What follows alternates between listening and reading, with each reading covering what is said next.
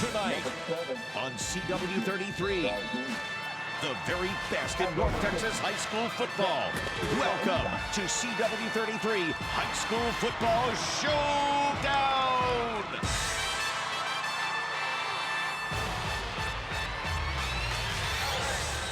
Thursday prime time in Dallas-Fort Worth, and we have a giant high school football showdown. One way or another, Wildcats will end up winners as Fort Worth Dunbar visits Kennedale. Alongside LaDarrin McLane, I am not Doug Anderson. I am merely Chris Mycoskie. These teams were district mates for 6 years. LD, Kennedale won every single time. Dunbar is starving for a win in this series. That hunger could play a factor. You know, rivalry runs deep and throughout the records in these types of contests. And really, when you look at these teams through the first 4 games, they have both committed to the run game. And so it's going to be interesting to see tonight if they can get that run game established and who can minimize the mistakes tonight. A fantastic rusher on Dunbar's side. Now, Jamarian Garrett still would love to play both ways, but the visitors need him to focus on toting the rock. He does that very well. Yeah, this kid is a fantastic athlete. He's currently second in the state in Class 4A D2 in rushing yards. Look, this kid is averaging 175 rushing yards a game, and they need that type of performance tonight to get that 3rd victory of the season. We'll call the name Riley Bingham a lot for Kennedale. He is their leading rusher and leading tackler. No, it just shows you the talent that Bingham has. They move him all over the place. I wouldn't be so surprised you may see him in the special teams as well, running kickoffs, maybe running some punts back. They need high production from him tonight. All Wildcats tonight on CW33. The 3rd member of our team is Brendan Smith. We'll check in with him shortly. Thanks for tuning in to the Showdown.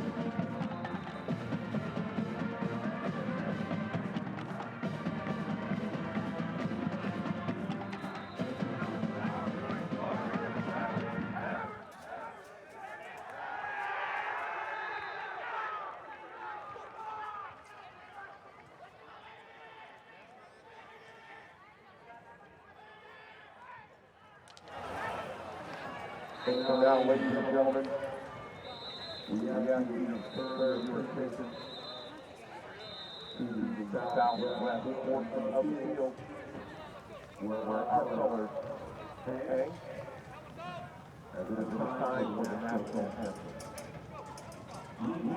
The Wildcat band is Kelly Wilson, doing the record there. Ladies and gentlemen, rise. Yeah, that's it.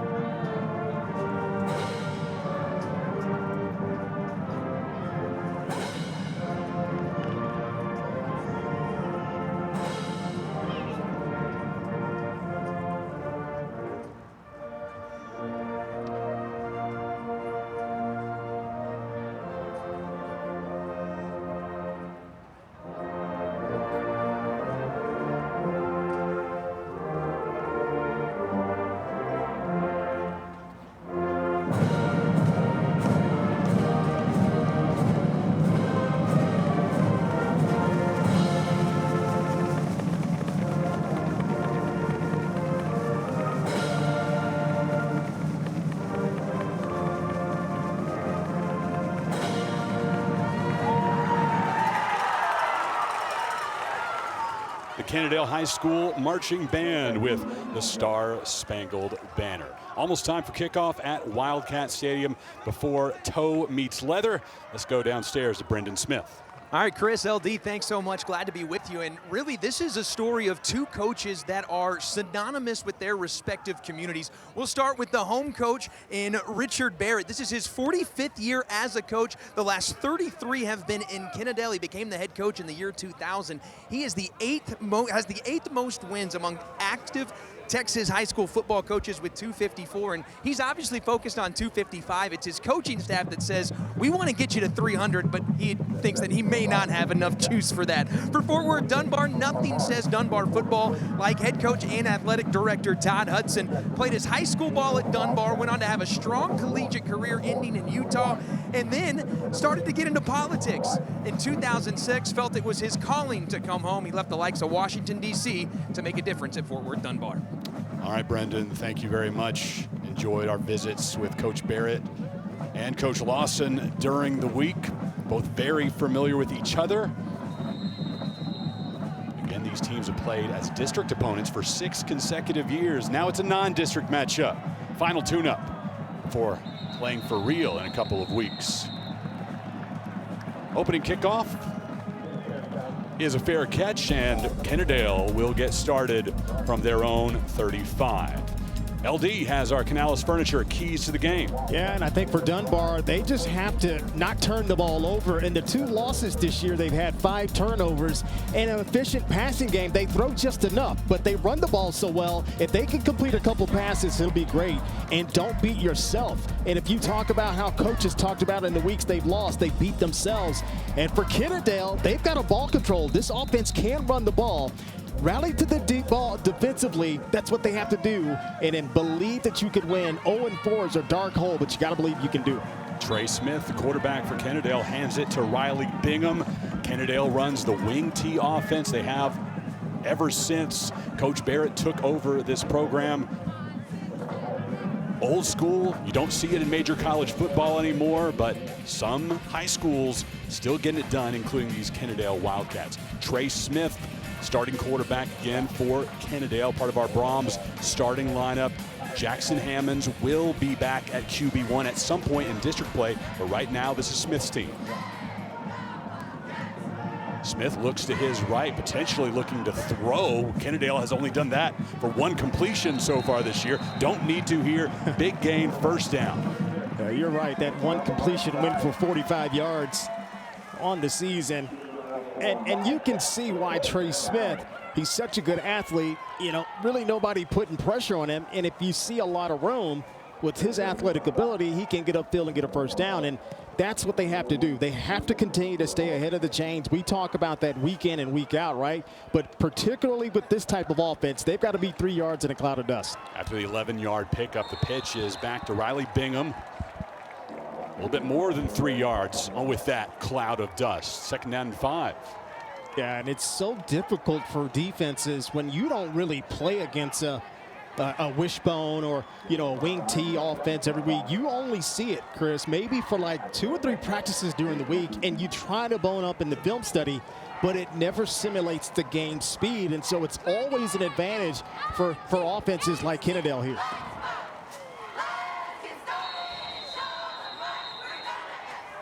Ball gets into the hands of Brian Cox, and he'll lose a yard. It'll set up 3rd down and 6 for the home team. Yeah, this is a great job here by Ethan Warren. He was a first-team all-district defensive player a year ago. They need him, especially the way this offensive line interchanges sometimes. You know, you'll have the right side of the offensive line go to the left, because for them, it's the strong side or the quick side. And so you've got to be really strong up front defensively. Bingham maybe just short, very close to the line to gain.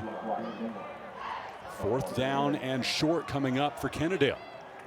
Yeah, this is a nice job. We used to call this 8 and 9 smash. When you run to the right, it's the even numbers, so that's equivalent to an 8 smash back at Louisville High School. The quarterback's the lead blocker, and that's what it all is. You're just smashing it up in there with a bunch of bodies. Big 4th down here. And of course the give is to Bingham, but Dunbar into the backfield. Short. Turnover on downs. It'll be Dunbar football. I mean, this is one of the better defensive plays. And you might as well put the highlight reel on this series by number 44, Dwight Sher. Look at this. He is unblockable on this drive, and especially on that play. Here's a great shot of it here from field view. He just slips underneath the block. That's a beautiful job of technique, recognizing what the offense is doing, and then letting your natural ability take over. Ethan Warren, a first-team all-district defensive end a year ago. So Dunbar begins its first offensive possession. The give is to Garrett, who he highlighted off the top of the broadcast, second leading rusher in Class 4A Division II in the state of Texas. Yeah, that's a really nice run there, Chris. Brahms' starting lineup features Bryce Allen, starting quarterback for Dunbar. And just like Kennedale, this is not the starting quarterback for the remainder of the year, most likely. It's the sophomore Allen getting a chance here in non-district play. Pass goes out to his left, down that near sideline. 27-yard pickup for the Wildcats and Dietrich James. Well, that's what we talked about in the keys of the game. They're not going to throw the ball more than 20 or 30 times. You need to pick your spots because they run the ball so well with Garrett. If a couple of passes throughout the course of the game, it's going to be very, very effective. Again to Garrett, fighting.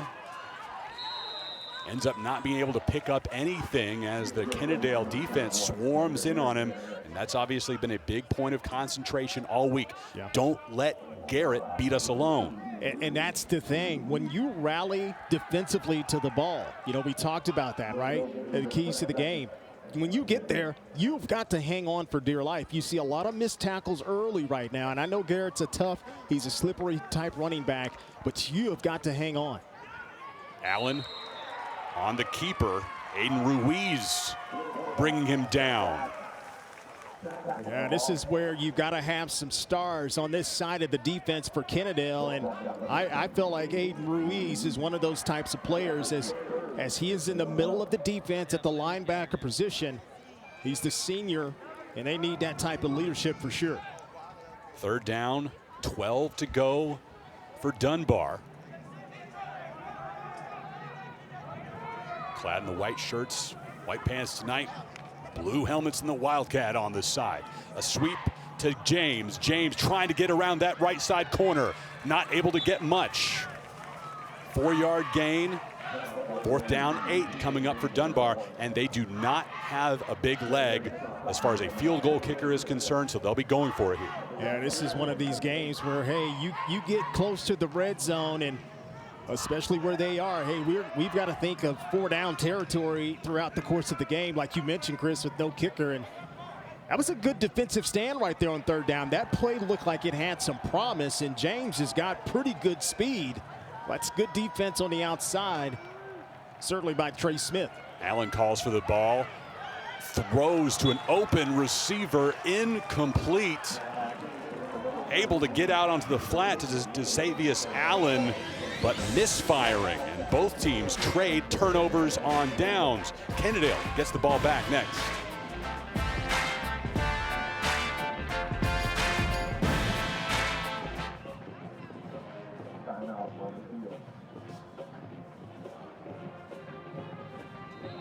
He sees him. He sees him. Yeah, I think he just.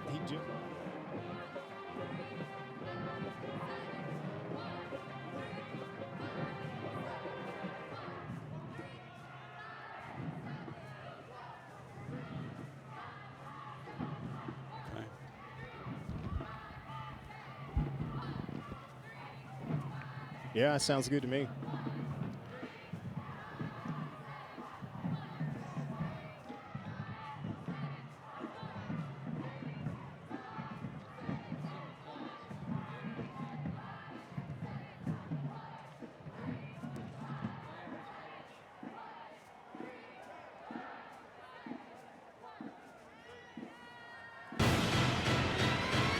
Kennedale gives the ball up. Turnover on downs. Dunbar repeats that. It'll be Kennedale 1st and 10 from their own 21-yard line as Richard Barrett from the sidelines guiding this program for 24 years. That's a long time, man. I would love to find out what he's forgotten in football in that amount of time. That guy's seen a few things on the football field. The pitch is to Bingham. 4-yard pickup.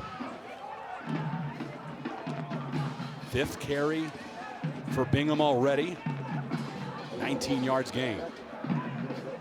Yeah, and he'll continue to be on the field every single play tonight. Leading tackler for this Kennedale team, in addition to being the leading rusher. Just as you say that, LD, he runs off. Right? A rare time he'll be on the sidelines. Broadcaster Jinx. The give instead is to Lawrence Watkins, and Coach Barrett did mention trying to rotate him in some, if only to give Bingham brief amounts of rest. Yeah, because, you know, they really need him on that defensive side. That has been really the one Achilles heel. If you look at Kennedale, the points that they've given up defensively. So, yes, you need fresh bodies. However, with an offense that's scoring just roughly over 10 points a game, you need as much firepower as you possibly can get to. 3rd down, 1 to go. Kennedale wing T goes back to work. The pitch is to Watkins. Watkins stopped well short. A gang of Dunbar Wildcats getting into the backfield. Boy, Chris, you said it exactly right. They are getting off the blocks. And this offensive line is having a hard time identifying who they're blocking up front. But when they do identify, they can't stay on the defender. And once again, the penetration has been so good. And you see Jordan Webster right there, big number 55 in your screen. These big guys on this defensive front are really being disrupted. 4th down and 1, deep into Kennedale territory. And they'll trust their running game to get the 1st down. Lawrence Watkins picks it up. Boy, you talking about a gutsy call on your own side of the field. And you really haven't blocked these guys very well. And you can see the closing speed there from Jacorian Johnson, number 48. Watch him just come straight down the line here. This play looks like it had big play capability, but Jacorian Johnson said no. But they got enough for the 1st down. 1st down 10 from the Kennedale 32. Keeper for Smith. Smith going to that left side, finding plenty of room. Racing, finally knocked down by Tyree Falk. Oh, man, this brought back a lot of memories here. When you're in this type of offense, whether it's a wishbone or weak T, when that quarterback turns his back and he's got that fake in the middle to the fullback, the option look out the other way. And I'm telling you, the misdirection, hiding that ball is so key for the quarterback. And when you can do that, Chris, this defense can't key in on one aspect of the option game. 28-yard pickup for Trey Smith.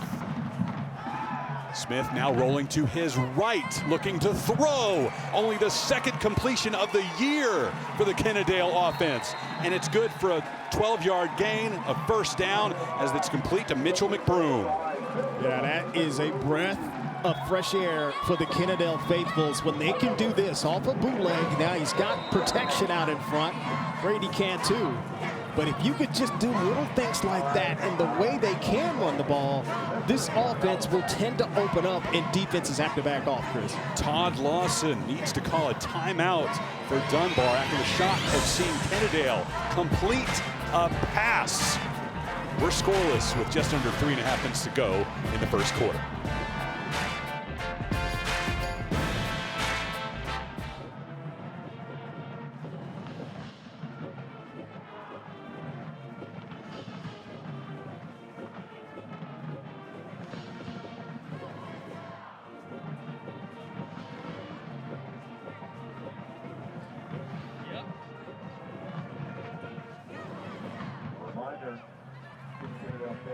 Dunbar fans, 2nd stands are open.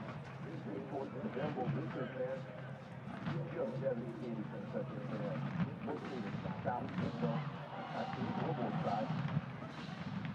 Wildcat fans, we've got a couple doors to other Eastern fans. The main concession fans and the band have concession fans located north end of the host. Inflation running rampant across the land, not here in Kennedale. The entire CW Network Thursday lineup will air following tonight's game right here on CW33. Penn and Teller fool us. Magic is for the birds. Totally Funny Animals, your top 10 cat attacks, LD. And then Totally Funny Kids, Little Singers. That's after the game tonight. Okay. Head coach Richard Barrett, 24th year leading this Kennedale program. His offensive coordinator is Matt Casey. Casey's been here for 11 years, 6th of those as the coordinator.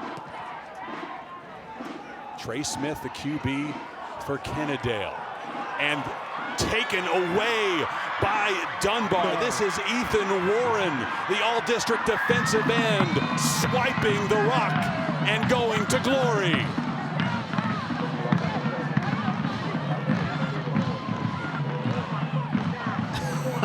That is nothing short of remarkable, and an individual defensive play. You're going to be hard pressed to find something quite better than that. The fact that he read the play, didn't get sucked in by the misdirection. Watch this here, end around to jet sweep.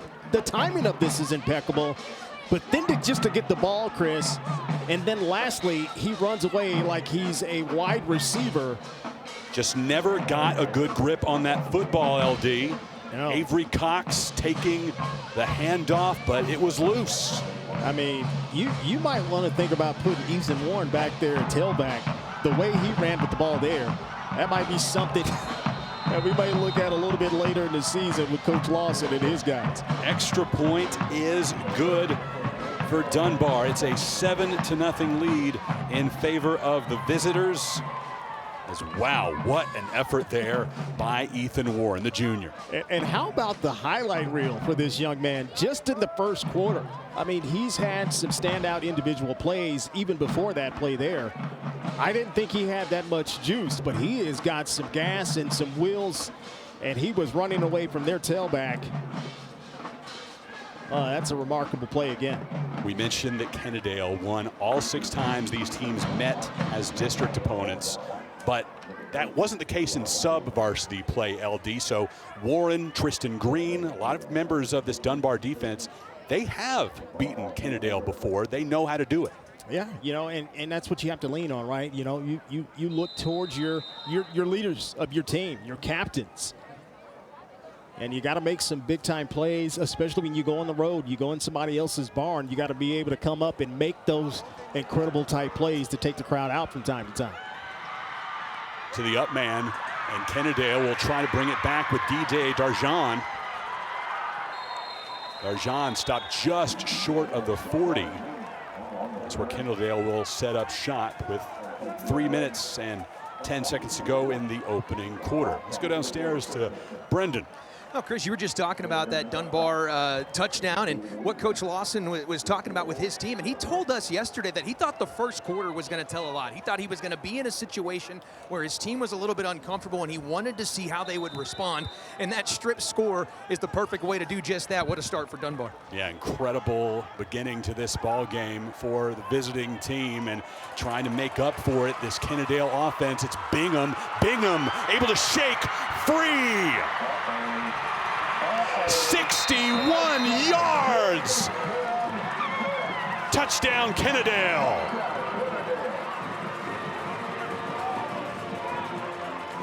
I mean, what a fantastic run. Let's keep in mind, Bingham is not the biggest of football players. He's only 5'7", 150 pounds, maybe 60 pounds. But when you're determined and running like that, not to get tackled or go down, you get plays like this. Watch the contact first at the line of scrimmage. You've got it wrapped up. But here I thought he was down. Like they had a hold of him. You've got Wildcats for Dunbar everywhere. And then he just runs through it all. That's the answer that the Kennedale Wildcats certainly need to have happen. An initial hit in the secondary from Falk. Yeah. It looked good initially, but Bingham just kept pumping and scores his second touchdown of the season. You know, when we came into this game, both these defense had fundamental problems with tackling.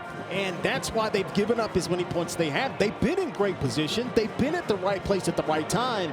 But you got to finish the job. And that's where when you have players like Bingham that is determined, you have got to get them down or at least hold them until the whistle blows. Dunbar gets its points on a fumble recovery taken to the house by Ethan Warren. And on the first play from scrimmage in the ensuing drive for Kennedale, it's Riley Bingham, 61 yards. And that's one of those plays, Chris, the coaches go to the offensive line. See what happens when you block guys just a little bit. Our guys have the ability in the backfield to make some guys miss, but we just got to get them to the next level. And they weren't doing that, and you can see what happened when they can get to the second and third level of the defense. Kick well over the head of the Dunbar return team, touchback. And Dunbar will take over.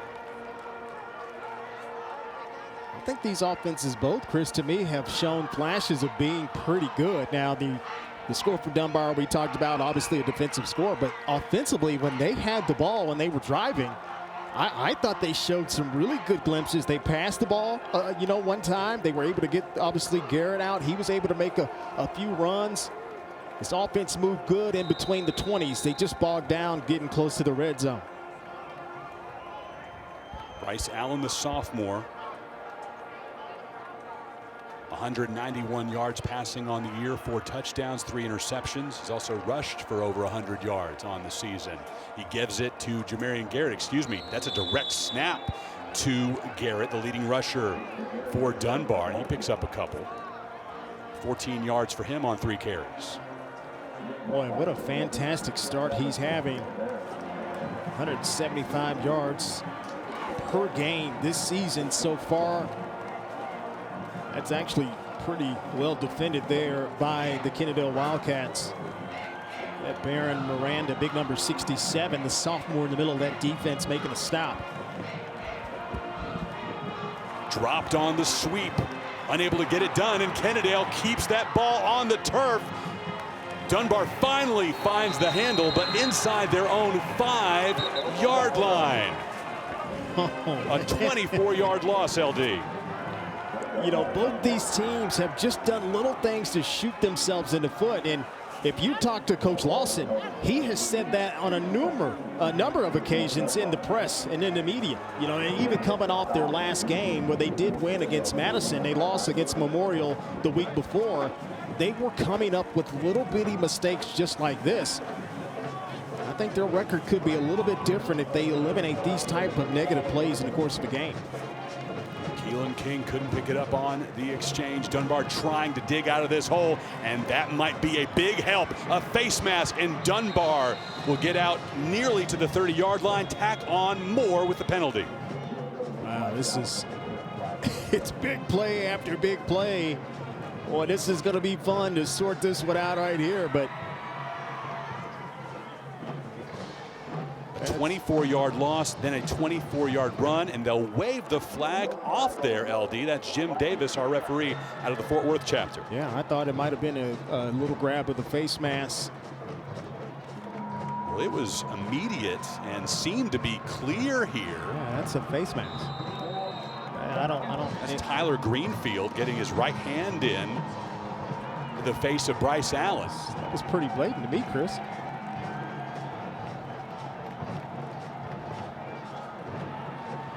So no penalty, and Dunbar instead will have 3rd down and 7 to go after the big loss, able to get all of that yardage back on the run by Allen. And Dunbar will spend its 2nd timeout of the half before we reach the end of the 1st quarter. Todd Lawson, a product of Stop 6 in East Fort Worth. Dunbar grad, went on to play defensive back for Utah. 86 tackles in his senior year, LD, and a team-leading 10 PBUs. He can get the job done. Yeah, he can play some ball for sure. And, you know, I've always been a big fan of all those guys that go back and give back to the community and start coaching, right? Good ball players, because as a player, when you see your coach, he's done it. And he's had the success that he's had, and he's played at a high level for sure.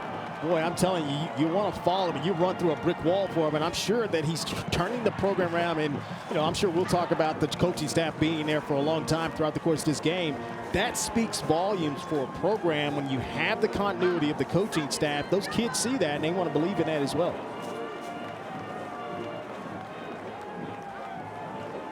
Marker has been flipped to 4th down. Our statistician, Robert Walton, who is almost never wrong, telling us that it was, in fact, 4th down, and finally it reflects that on the field.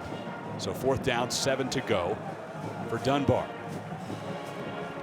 Surely they're going to try to punt this thing away. I don't think they want to go for a 4th and 7 here inside their own territory. And Will Sandon, the special teams unit. Amari Porter-Clayton is the punter for Dunbar. Number 28, sophomore.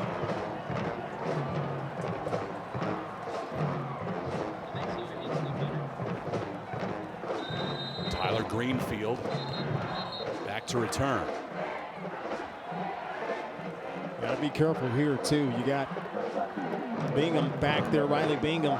Oh, Bingham back, excuse me. Riley Bingham back there returning punts. Yeah, these numbers are kind of hard to see it sometimes, but Riley Bingham, can't give him an opportunity here. That'll be downed nearly at midfield, but a flag down before the kick went in the air.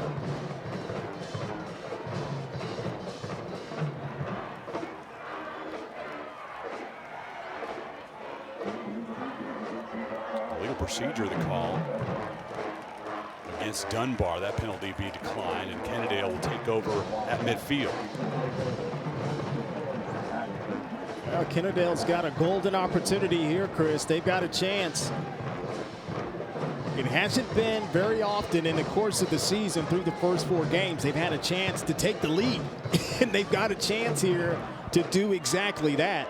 And like I said before, I thought they had some things going well before the touchdown, but now you've got to put this together, take some time off the clock, and be ball controlled and get in there and score. Ball moved up to the 44-yard line. Smith keeps it. Gets an 8-yard pickup, setting up 2nd down and 2.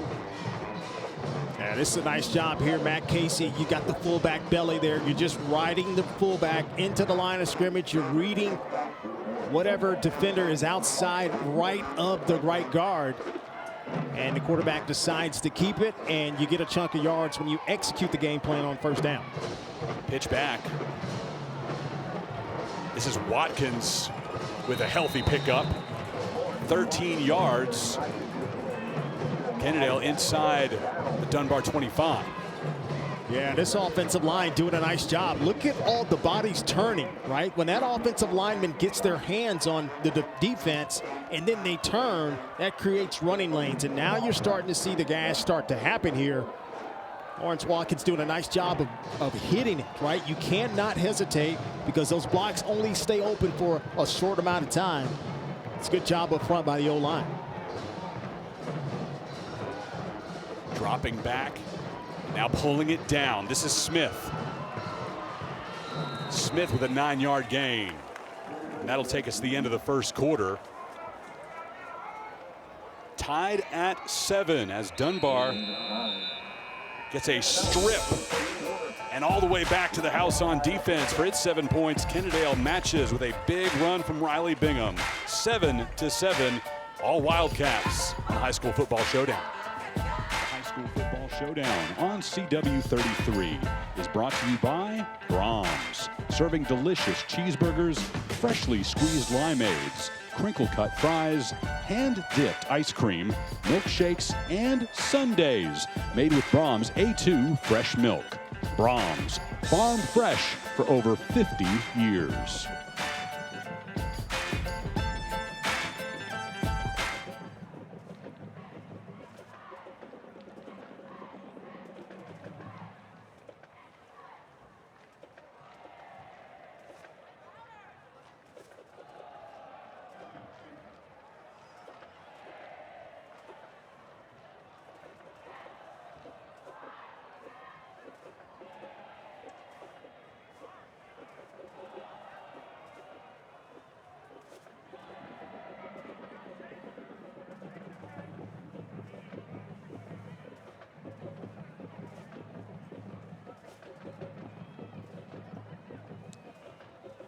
the high school football showdown on CW33.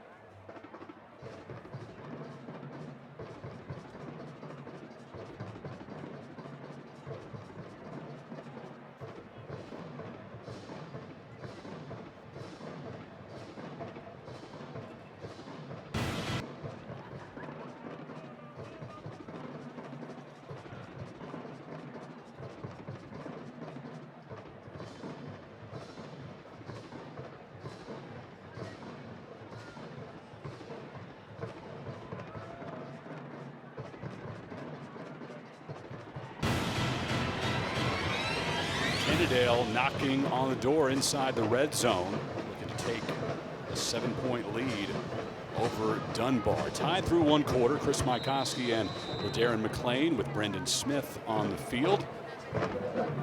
High school football showdown on CW33. Smith gives it to Watkins. Watkins along the right side at the numbers. Good for a first down inside the 10.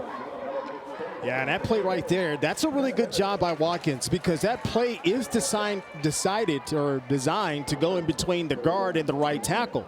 But you have to do it from an inside-out perspective. You try to hug it tight, and if it's not there inside, you bounce it out to the outside. And Watkins does a great job of doing that there. Watkins to the left of Trey Smith. And they give it to him again. Watkins cuts back to the inside. A couple of Dunbar Wildcats meet him, including Ethan Warren. Yeah, that time it's a little bit better defense by the Dunbar Wildcats, because Ja'Cory Johnson, you've got to set this edge. And watch number 48. He'll come out here and set the edge, and he'll turn this back into the middle right there. And when he does that, now that allows the rest of the defense to come in there and make the play. That's good team defense. Second down, goal to go for Kennedale.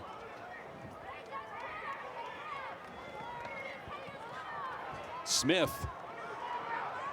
stopped in a hurry, maybe picked up a yard. Big Kaimani Moore.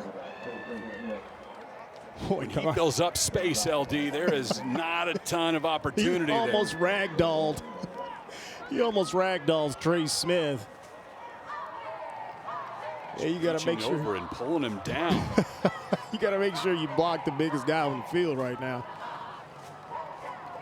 You know, he's such a good player. They use him on obviously in the offensive line too. And again, when you're one of these teams, the versatility of playing both ways is so paramount. Kind of the real pure form of high school football in our state for sure. Moore 5'9", 265. They give it to Cox, and Cox has the ball stripped away by the big man. Run, big fella. They're saying down, though. The big fella's not going to get credit for the strip, LD. He tried to turn and burn. And I'm sitting here saying, oh, my gosh, not again. And there it is. That's where it's the quarterback's got to do a better job of reading that. Yeah, I think he gets it. Man. That's a quick whistle for forward progress. I'm telling you. Fourth down, and Kennedale will try to take the lead as they send out Lance Pate. Really nice big leg for Pate. This one only a 24-yard attempt, and it is good. Home team goes up 10-7. Kennedale hosting Dunbar tonight on the CW33 High School Football Showdown.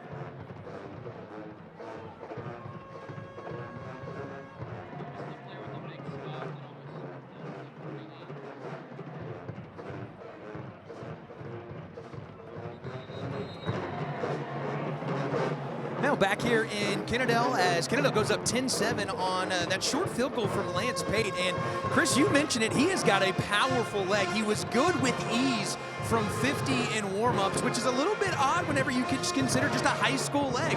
Not a lot of power in terms of the kicking game in a lot of high school programs, but this kid Pate, he has got a money leg, and he could be good up to 50 or plus. All right, Brendan, yeah, thanks. Big leg there. Long this season was 47 yards against Waco or Vega. Yeah, that's a nice weapon to have, right? And you can is it really? figure when you can get into certain field position as an offense that has struggled to score touchdowns, it's a nice weapon to have. You got that guy can put it in from pretty much anywhere inside, the 25-yard line.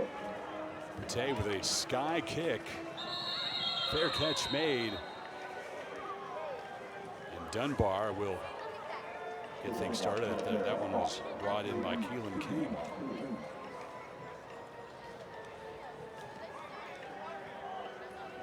We mentioned that Kennedale does not throw the ball a whole lot. Dunbar hasn't been doing much of that so far tonight either. In fact, they're even on completion, just one apiece. Yeah, there weren't too many times coming into a prep of a game where you saw Kennedale at 96% of the time they're running the football and 4% they're only passing. Dunbar is a little bit different on the season. 66% coming in running, 34% passing in the 4 games. In a big hurry, Aiden Ruiz with a big TFL, untouched. Yeah, Aiden Ruiz, he's one of the energy guys on this defense, and watch his action here. And he just comes in there untouched. That's awfully easy for a defensive player. If you go in there unblocked, you've got to make that play. And Ruiz certainly does it there.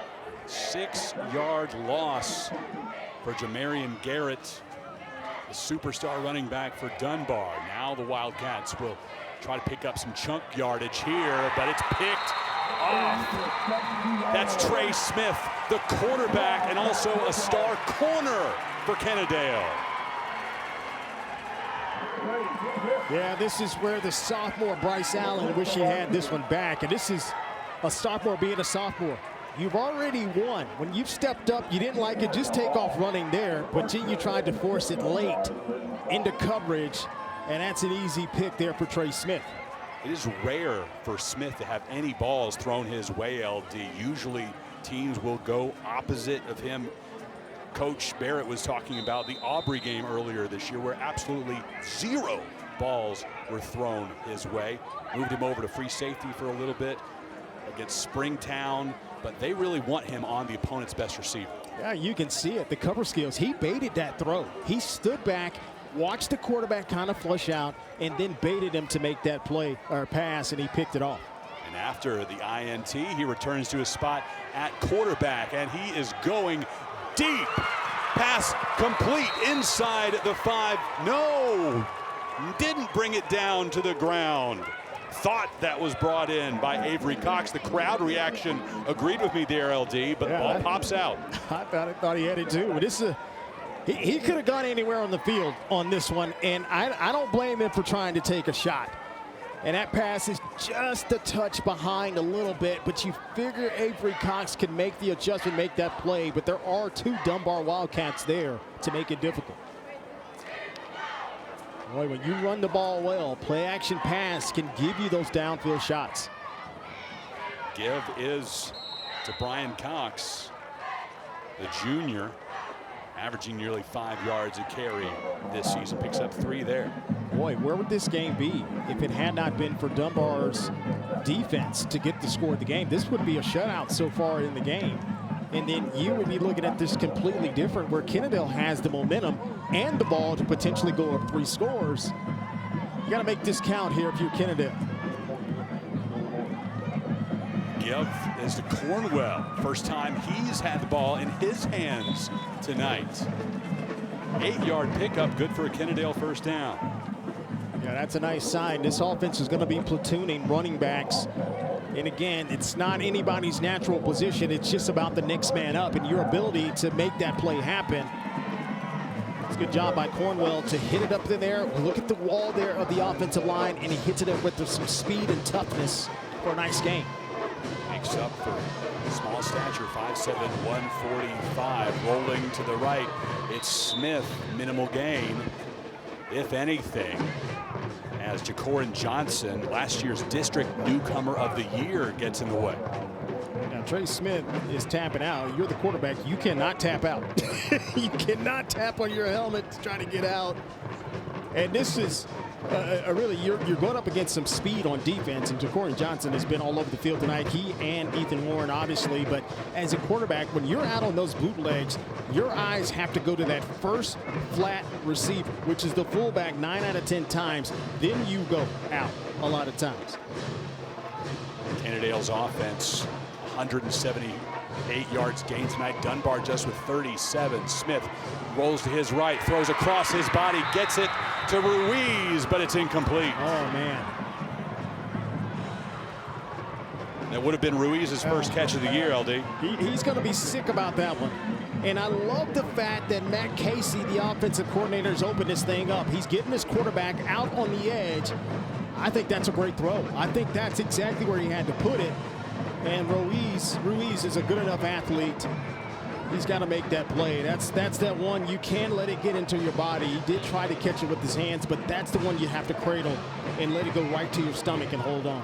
Kennedale 1 for 4 on third down conversions tonight. Smith unloads over the top of Brian Cox. Couldn't find anybody open. Finally, Cox out in the flat, but misfires. Boy, they've had some chances. They've had a couple of drop touchdowns, so to speak, and that's a great play there by the quarterback to improvise and then extend the play. And the pass is just a little bit too high for Brian Cox. Now Lance Pate steps in. We mentioned his long is 47 this season. This will be a 41-yard try. Certainly capable. This should be right in the sweet spot, right? This should be. No wind. And Pate gets it up. Plenty of distance. Not the direction, though. No good. And Kennedale's lead remains at just 3 points. Well, let's go. We're going to remember this moment in the game if somehow, some way, Kennedale can't hold on and win this game, because that was a golden opportunity. Missed opportunities on offense. You had the momentum, your defense gets a turnover, and you've had chance after chance to tack on some points and extend his lead, Chris. And I think that's where they're going to be looking back. Hopefully they can hold on, but if the Dunbar Wildcats can put themselves together, that might be the time in the game we look back and see it. More college football action coming up this weekend on CW33 as Northern Illinois travels to NC State. Coverage begins at 11 a.m. only on CW33.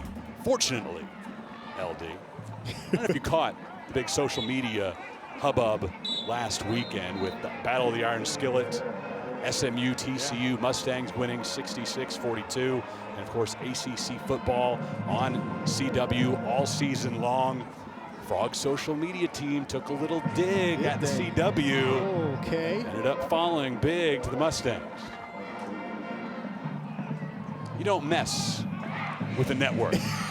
Right. On the turf, Kennedale trying to pick it up, but Dunbar will retain possession as Garrett falls on the ball. Yeah, this is what we've kind of seen here. Just when you think the offense may try to get right, a negative play pops right back up again, Chris.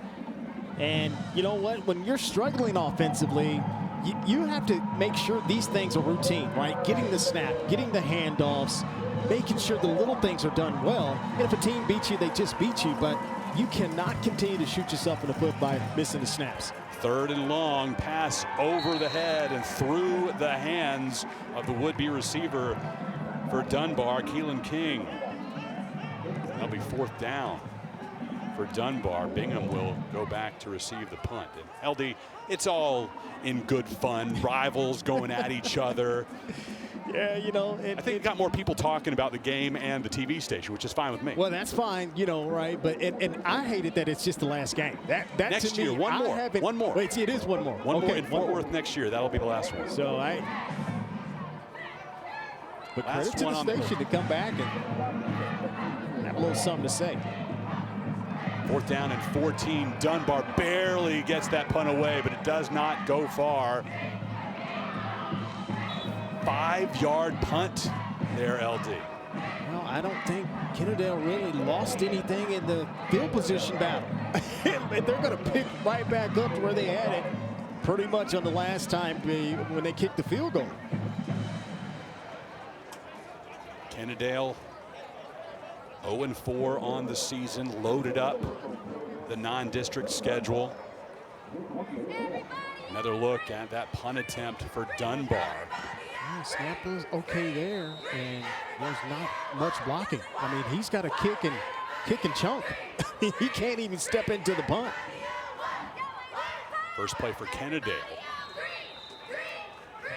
Short gain for Cox. Let's go back downstairs to Brendan. Well, Chris, you just talked about that tough non-district schedule, and in our talk with Richard Barrett yesterday, he said, I'd really like to give the guy who scheduled that a piece of my mind, which of course was him. He was the one that scheduled that. He really does believe that it's going to get this team ready for district play when it begins next weekend. Waco, La Vega, Aubrey, Springtown, and Frisco, Panther Creek. Now Dunbar to close out non-district. They'll get a bye next week before beginning in District 6 4A Division I. Here's Smith. Smith looking to pass to the end zone. Knocked down. Zacharias Douglas with the breakup. Yeah, that's where the quarterback, he wanted to make sure he threw it to one receiver. He locks in on it. He didn't come off. This is the time I think he can take it down and run. And that's the nuances of playing a quarterback. And when you're in those triple options type offenses, the chances for you to run more so than pass are going to be higher, because you're not a passing team. So you've almost got to look to run first, and the pass has to be kind of secondary. Here's Bingham. Bingham trying to get around that right side. Plenty of distance. Gets the first down. It'll set up first down and goal. A 10-yard pickup for Bingham. He has 71 yards on the night. I don't think they 101, excuse me, 101, the longest for 61. I'm about to say, Chris, I don't think they really tackled this kid at all tonight, and I would keep giving the ball to 8. And that could have been a face mask at the end of that play as well. This kid is tough as nails. He has that knack and that ability to break tackles. Right back to him. Bingham. Flag comes out. Bingham went for 100 yards for the first time this season. Last week, now back-to-back 100-yard-plus performances. And Wildcats on the verge of getting back into the end zone, but it's a hold. That's a potential drive killer for Kennedale. It'll be goal to go from all the way back at the 18-yard line. Here we go. Let's see what we got. Hand off to Bingham, and yeah, right there you see the tackle. Actually, that's the left guard, Brady Cantu. He's got that arm outside of the body of the defender, and he holds on, and that shirt tugs. That's an easy call for the official.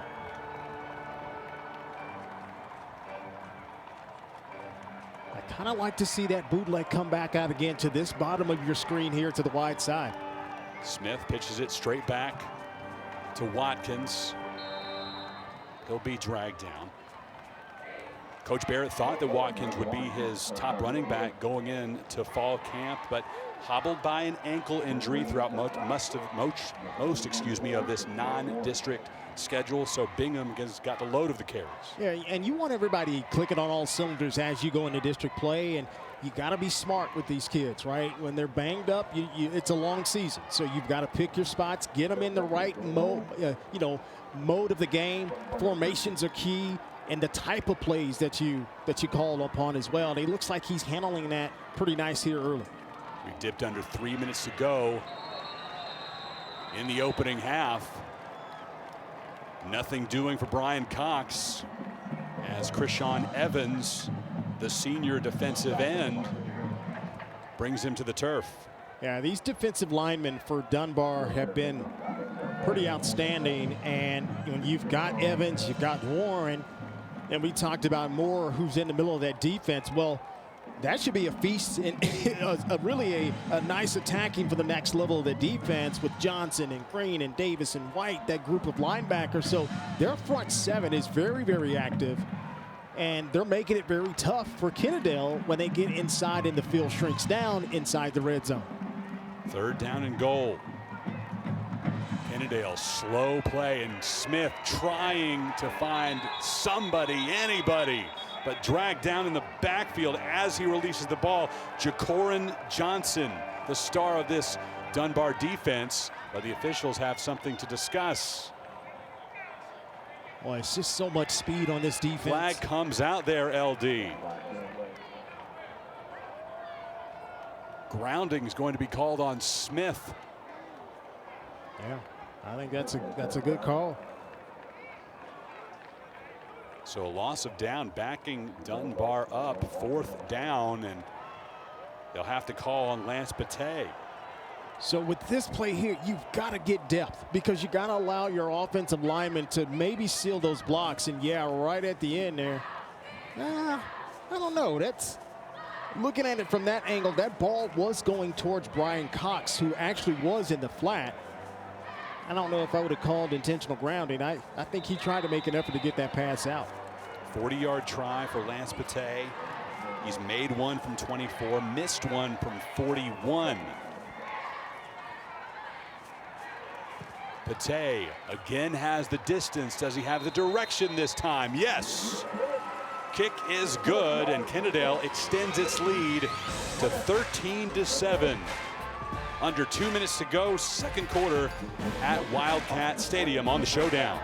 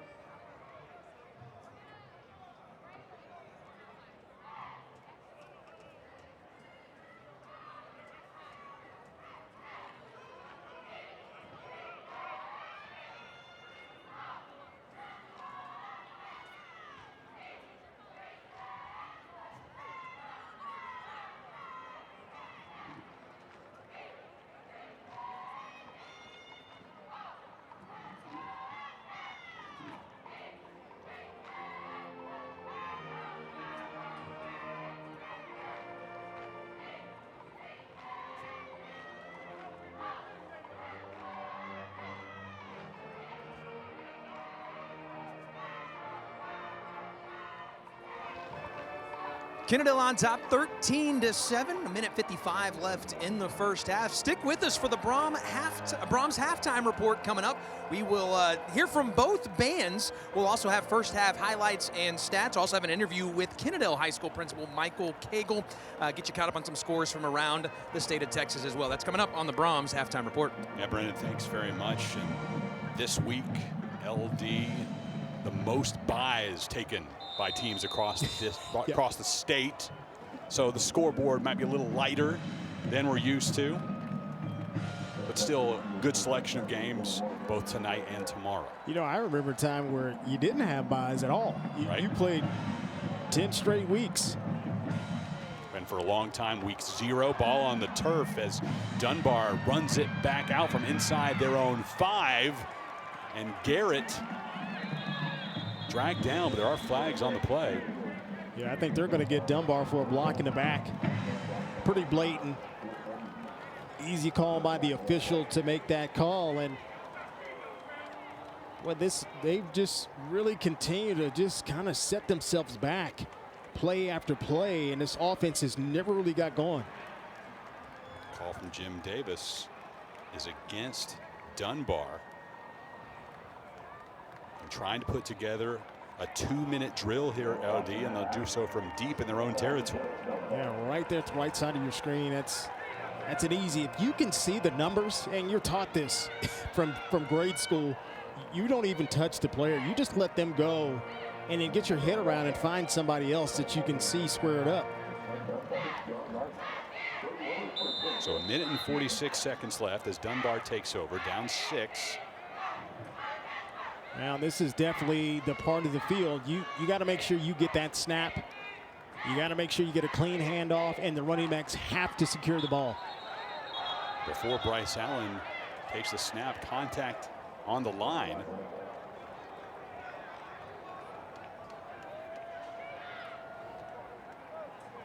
And it goes against the visitors. Yeah, I think they were looking at Ja'Kalen Johnson, number 68. He's the right tackle. He's the guy to move. He's not the biggest, but he's one of the bigger offensive linemen. 6 foot, 270 pounds, junior. Allen take the snap from his end zone, has 1 completion for 26 yards, also 2 rushes for 22. Just in front of the D in Kennedale in the end zone, trying to get some breathing room. Garrett gives that to Dunbar across the 15 to the 20, nearly to the 25-yard line. 21-yard pickup for Jamarian Garrett. And he's the equalizer. He will get you right. You just got to give him a chance. Give him just a little bit of a crease, and he can do these types of things. It's just this entire second quarter, they have not been able to handle the snap, so he has not been able to get going, but that's a great sign to start this drive. Got plenty of time here before half. 6th carry of the night for Garrett for 35 yards. Now going to the left side, this is Allen. Backup QB thrust into duty thanks to an injury to Marcus McDade. He'll gain 9. McDade banged up his shoulder, hurt his wrist. Should be able to get him back for district play. Yeah, they're going to need his ability to pass because McDade was such a good player last year. I thought, as he was a sophomore a year ago, I thought he did some great things last year. So they'll need that going into district play. 2nd and 1. Garrett has a first down and more. 9-yard pickup. A couple of Kennedale Wildcats down in the Dunbar backfield. DJ Darjan able to get to his feet, but one more KHS student athlete still down. That's Mitchell McBroom.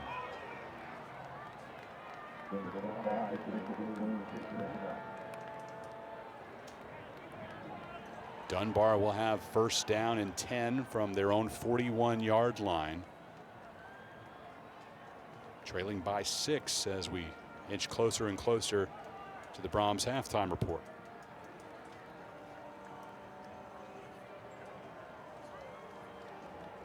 Yeah, it's hard to tell what's going on in that shot there. Good thing about it is he's moving his feet. It must be something upper body. Broom able to pop up, defensive end, played defensive tackle last year, but Coach Barrett says he's been better at the end position. Strongest student athlete on this team and a really smart player. Yeah, he's got the size, right? He's 6 foot, 190 pounds. That's all about a speed rush on the defensive end, and you mentioned him being strong. That's exactly what you need on the defensive end, and you hope he's okay because they're going to need him for the rest of this game for sure, and the rest of this next couple of games if he can't come back.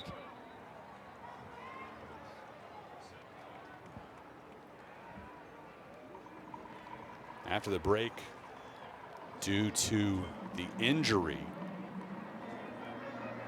try to reset the clock, back it up a couple of seconds. Jim Davis does not have a mic into the PA system here, so not as easy for him to communicate with the clock operator. So we're having to read lips just like the clock operator's kind of trying to figure that out as well. And that's how you do it. You go to Richard Barrett, you ask him to use his cell to call up to the press box and tell the clock operator what to do.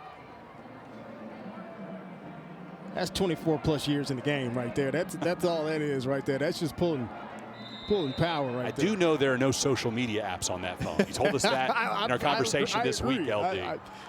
I don't do that. I let my assistants mess with that kind of stuff.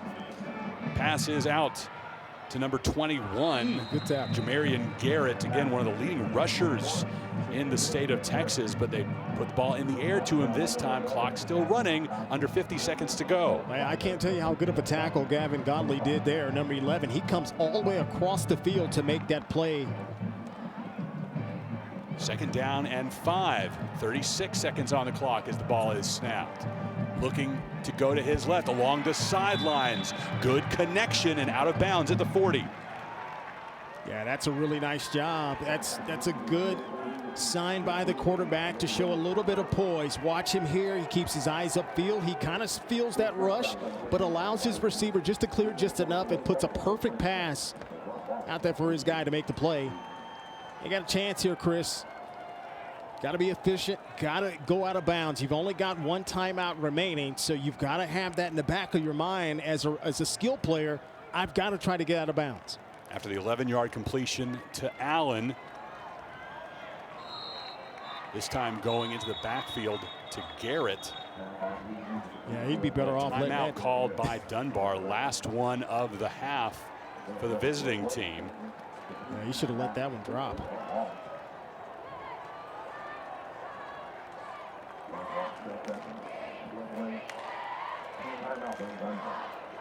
Coach Barrett, not only the head coach, but also the Kennedale ISD Director of Athletics, first person to greet our production crew when they arrived here this afternoon. All right. Love it.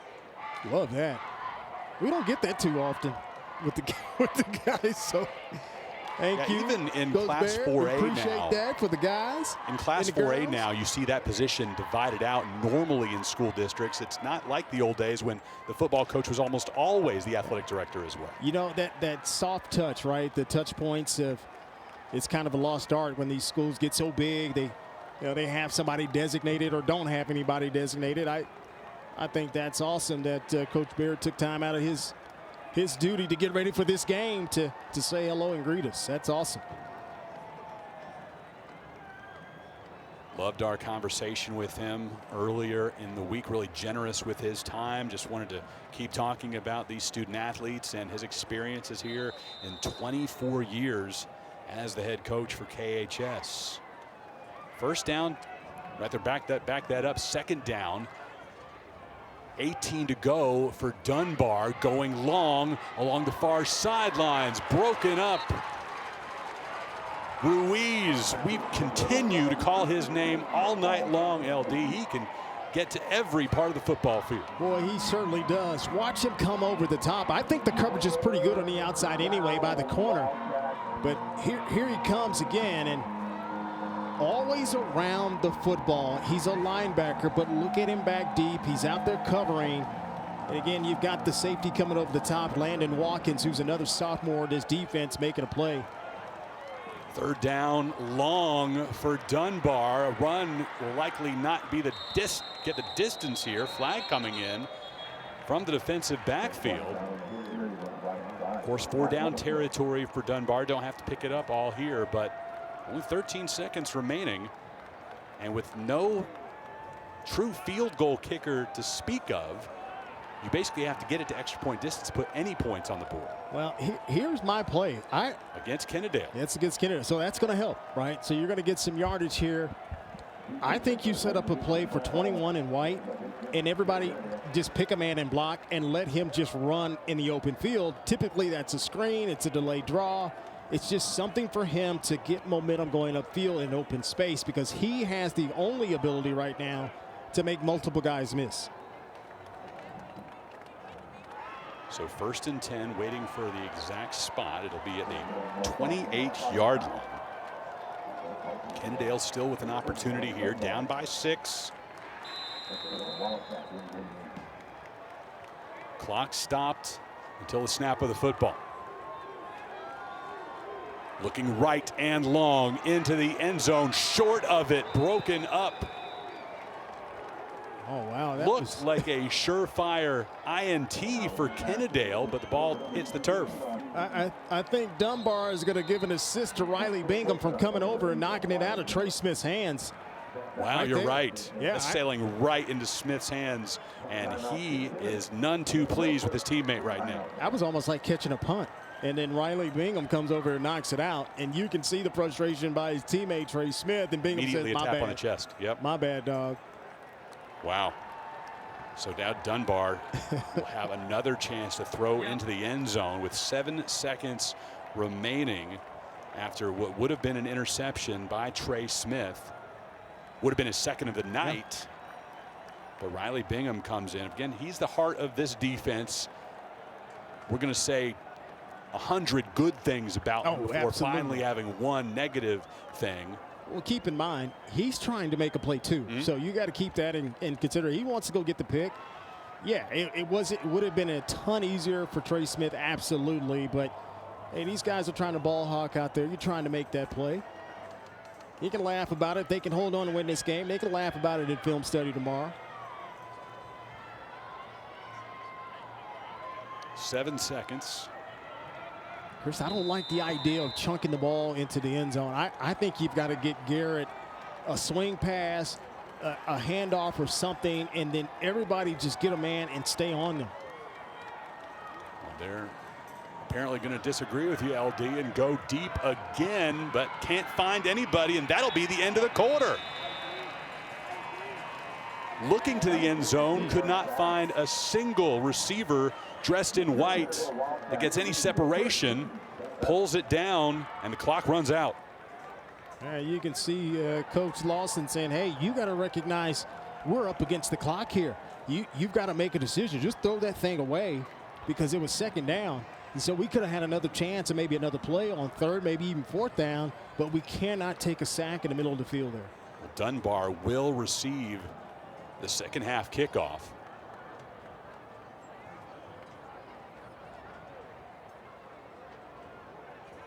Brendan Smith down on the field, tracking down the head coach of the Kennedale Wildcats, Richard Barrett, has him now. Brendan. All right, thank you, Chris. Coach Barrett here. What did you just feel like about how your team was able to move the football there in the first half? We moved it, golly, but we just couldn't capitalize on what the things that we were doing. We just got to clean some things up here. I think we're going to be all right, but well, we're in a bad way right now. We're kind of in a funk, and we got to snap out of it. Or we can do some things. We're just not executing very well, to be honest with you. Well, defensively, Trey Smith had the interception. I feel like we called Aiden Ruiz's name over and over. How do you feel about how the defense was able to play? It's playing excellent. I mean, they haven't scored on our defense. I mean, they took the ball from us and went for a long run. So our defense is playing exceptional, just like we thought we would offensively, where we've got to really, really pick it up. Well, thank you, Coach. Good luck in the second half. Thank you very much. Back up to you guys. All right, Brendan, appreciate it very much. Richard Barrett, 24 years as the head coach of the Kennedale Wildcats. His team leads 13-7 at halftime over the visiting Dunbar Wildcats. We'll send it back down to Brendan in just a moment. We'll take a look at scores from around the area tonight, plus Friday's schedule. Hear from both marching bands on the Brahms Halftime Report. The High School Football Showdown on CW33 is brought to you by Canales Furniture. Shop at one of our 23 convenient locations.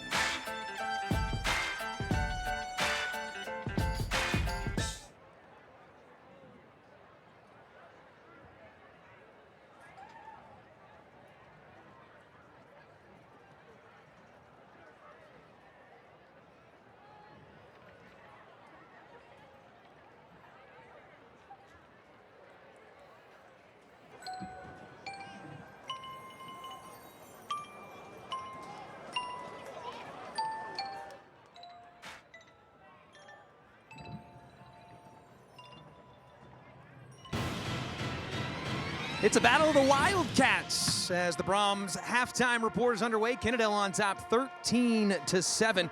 And a final non-district matchup here for these two clubs. And I'm going to take a second here to look at the Dunbar High School Wildcat Marching Pride Band. They're performing their Region 30 UIL show, celebrating the 30-year anniversary of the Lion King.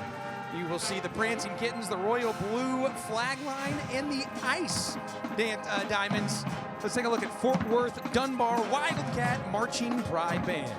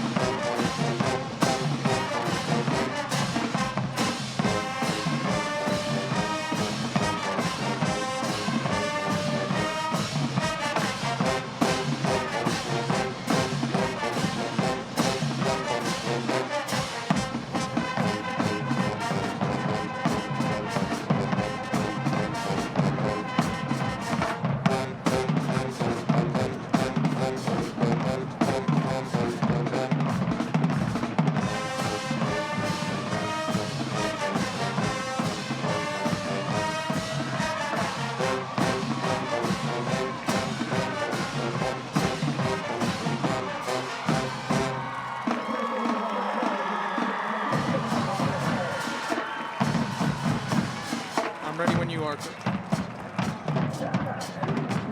That is the Fort Worth Dunbar High School Wildcat Marching Pride Band, and we are here now with the Kennedale principal and Mr. Michael Cagle. Michael, thank you so much for taking the time to be with us here tonight, and a chance just to highlight Kennedale and really what is a fantastic community. Well, I want to first say thanks to CW33. You guys have had a great slate of high school and football games. You're right here in the center of the Metroplex along the I-20 corridor, which is the best football in the state of Texas. So we're glad you're here on a beautiful night in Kennedale. We got a lot of great things to highlight about our schools, and so does Dunbar High School. We've been rivals. This is the Battle of the Wildcats. For all those Dunbar fans out there, we are the real Wildcats here in Kennedale. But at Kennedale High School, Kennedale ISD is one of the smallest school districts, is the smallest school district in Tarrant County. We are the best kept secret, but right now our high school and all of our schools in our district are undergoing renovations. We've had a $98 million bond package that has passed, and you guys passed by the school day and you saw a lot of construction, a lot of progress, a lot of exciting things in Kennedale, but I'm glad you guys are here. This is a great rivalry, not only in football, but also in basketball. Kennedale and Dunbar put on a good show each and every time that they're scheduled against each other. But guys, we're glad you're here, and you are seeing a competitive game tonight, and that's the nature of almost every time we get together with Dunbar. It's great competition. Again, anywhere from athletics to academics, but we're glad you're here.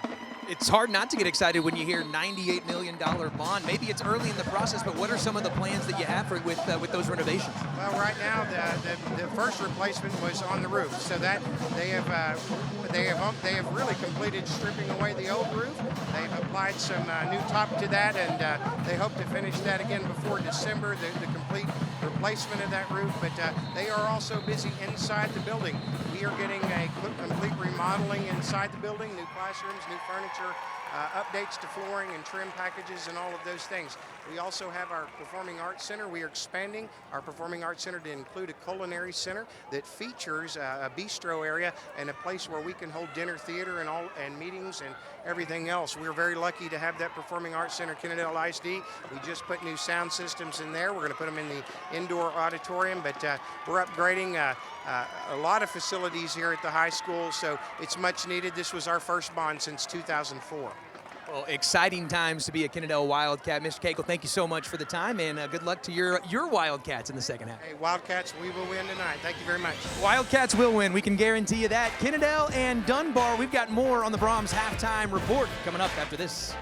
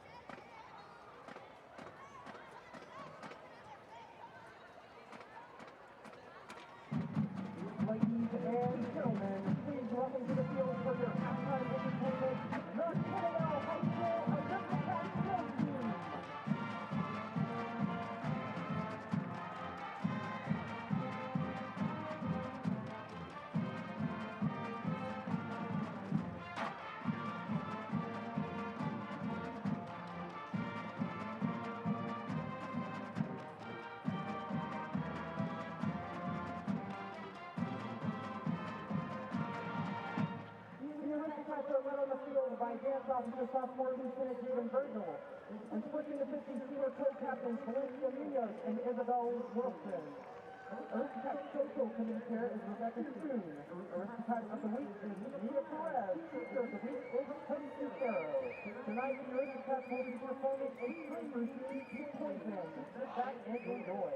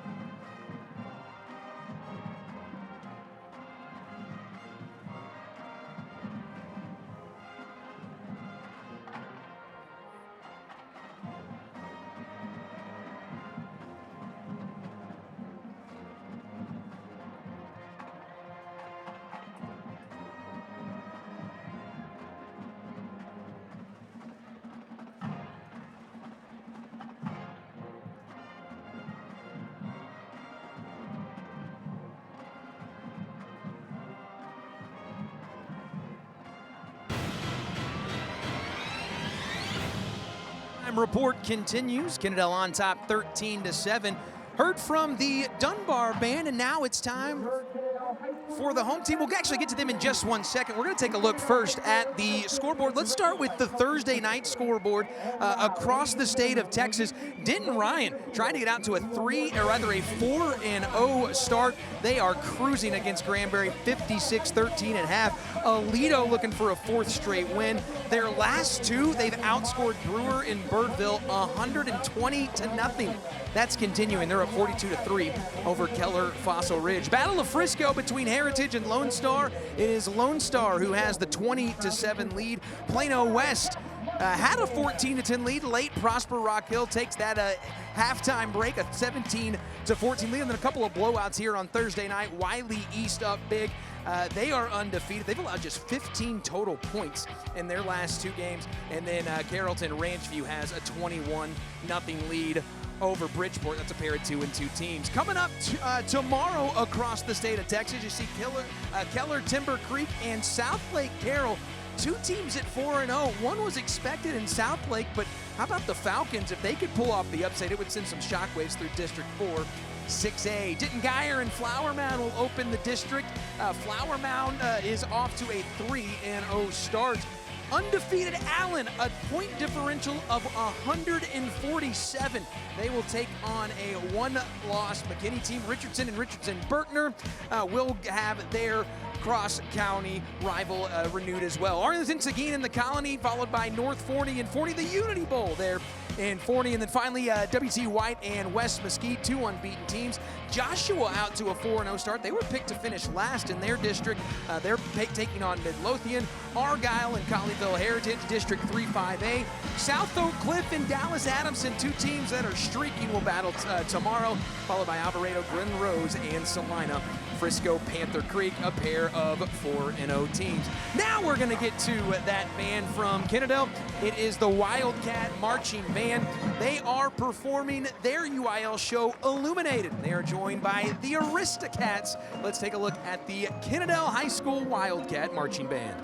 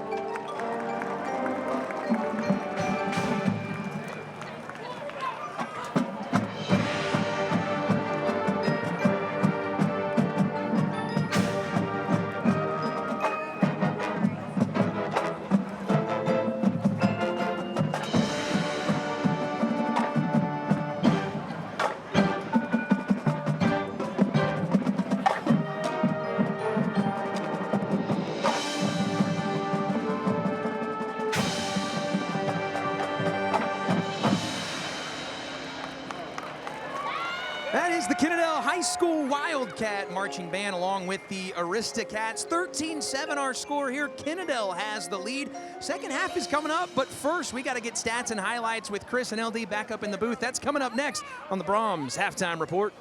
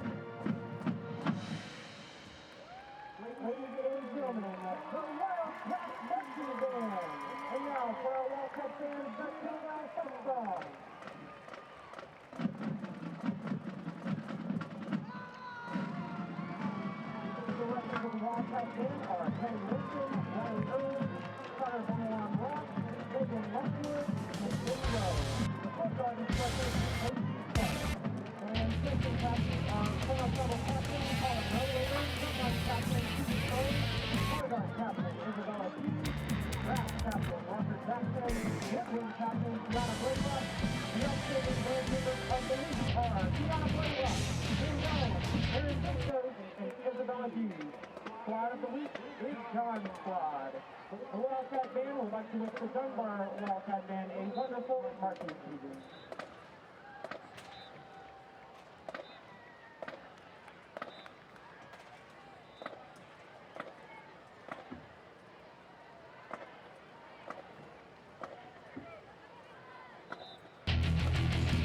The Brahms halftime report rolls on CW33 as Kennedale leads Dunbar 13-7. The scoring started with the visitors. Ethan Warren ripping this ball away, LD, and going back 65 yards. And it's probably one of the more improbable defensive touchdowns you'll see, but that thing right there was remarkable, and the breakaway speed by the defensive lineman was even more impressive. Kennedale received the kickoff, and on the first play from scrimmage on the ensuing drive, here's Riley Bingham. and the little thing that could absolutely did his thing as he runs through some arm tackles. That was one of the better runs we've seen the entire night tonight. A sheer display of determination by Bingham. Bingham came into the game the leading rusher and leading tackler for Kennedale. While Dunbar has had a couple of fumbles tonight, haven't given up either of them, but still putting that ball on the ground, losing a lot of yardage. And Kennedale, as expected, can't complete passes. They only had one coming into the night and only one so far in this game. Yeah, and a couple of those passes were actually pretty good balls that should have been caught, and it was really miscue after miscue for Dunbar, and they just never really got going offensively. And you know, I kind of like what Coach Barrett said about his guys. Hey, we've got to do something. We got to figure it out on offense. Our defense is playing outstanding. We just got to play complementary football offensively as well.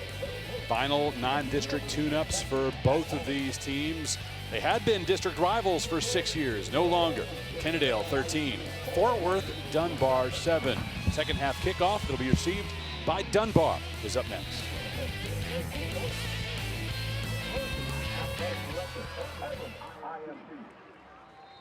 Another big hand for 4,004 state champions. Ladies and practice.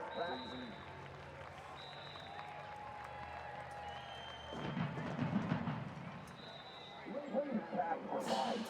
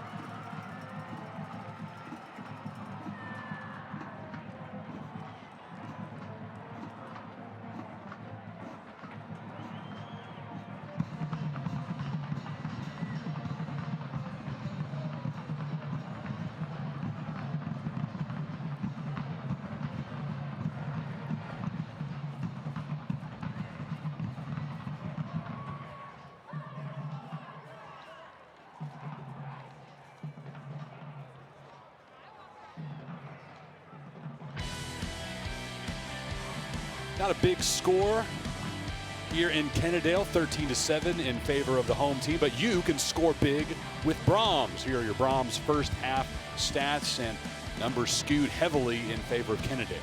I did get my Brahms today, but if you look at the Kennedale Wildcats, you say, well, they ran for 182 yards of rushing. Well, a lot of that came on really a couple of plays by Bingham, but nonetheless, they do have the lead. And Dunbar, they're only averaging 3.9 yards per play. Coming into the game, they were averaging well over 7 yards a play. They have got to get back to the basics, get the snaps first things first, Chris, and then get 21 on their offensive sides, multiple touches. He only touched it 7 times in that first half. Let's go downstairs to Brendan, who caught up with Coach Lawson. Well, LD, I think you might have been in Coach Lawson's meetings, because when I asked him, what do you guys need to do in the second half offensively, and he kind of shrugged his shoulders, took a deep breath, says, we've got to turn JG loose. Defensively, he's happy with how they were bending but not breaking. Satisfied with giving up a couple of field goals, but really wants to get the secondary squared away dealing with that wing team. Second half underway. Dunbar receiving the opening kickoff and getting past the 25 to start this drive to begin the third quarter as Caden Brooks brings it out. Well, we're about to find out pretty quick what that game plan or the adjustments being made. That's why you gotta love football. You got a whole half to kind of get it right now, and still in this game, still a one-score game. Everything's still in front of the Dunbar Wildcats. They just have to sustain drives. They have really beat themselves in that first half, and they got to get 21 certainly involved.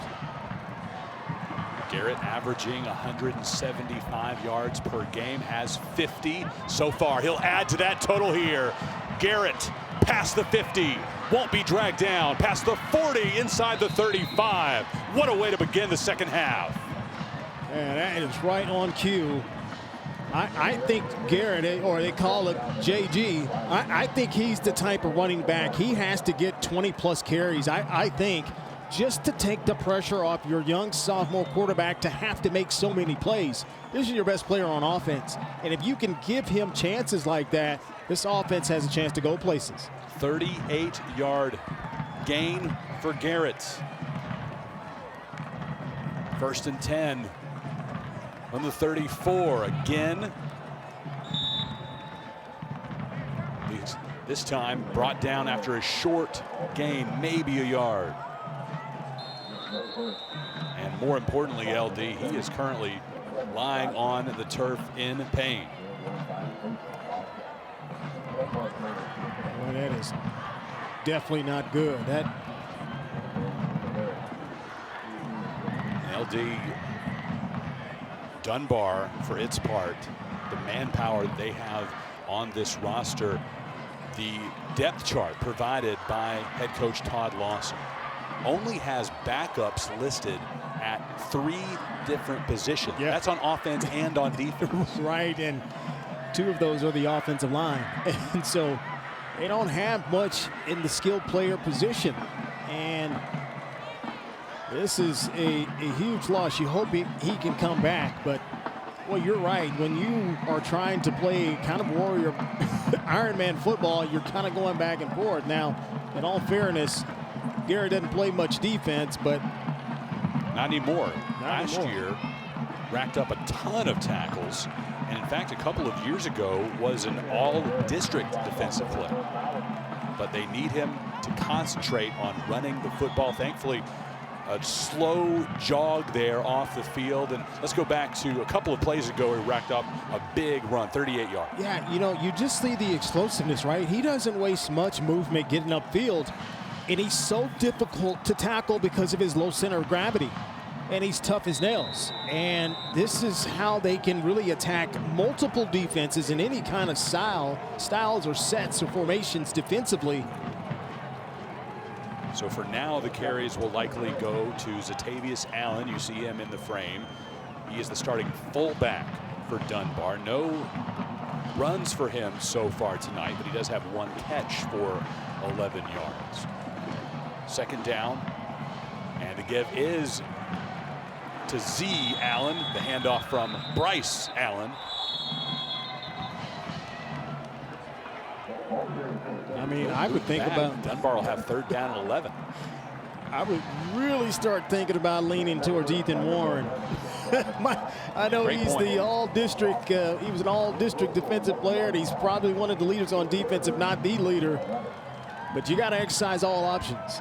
Does that come into play if this is a district game that counts towards potentially getting Dunbar into the playoffs? I think you're exactly right. I think that, and that's even more the reason why you give him touches now.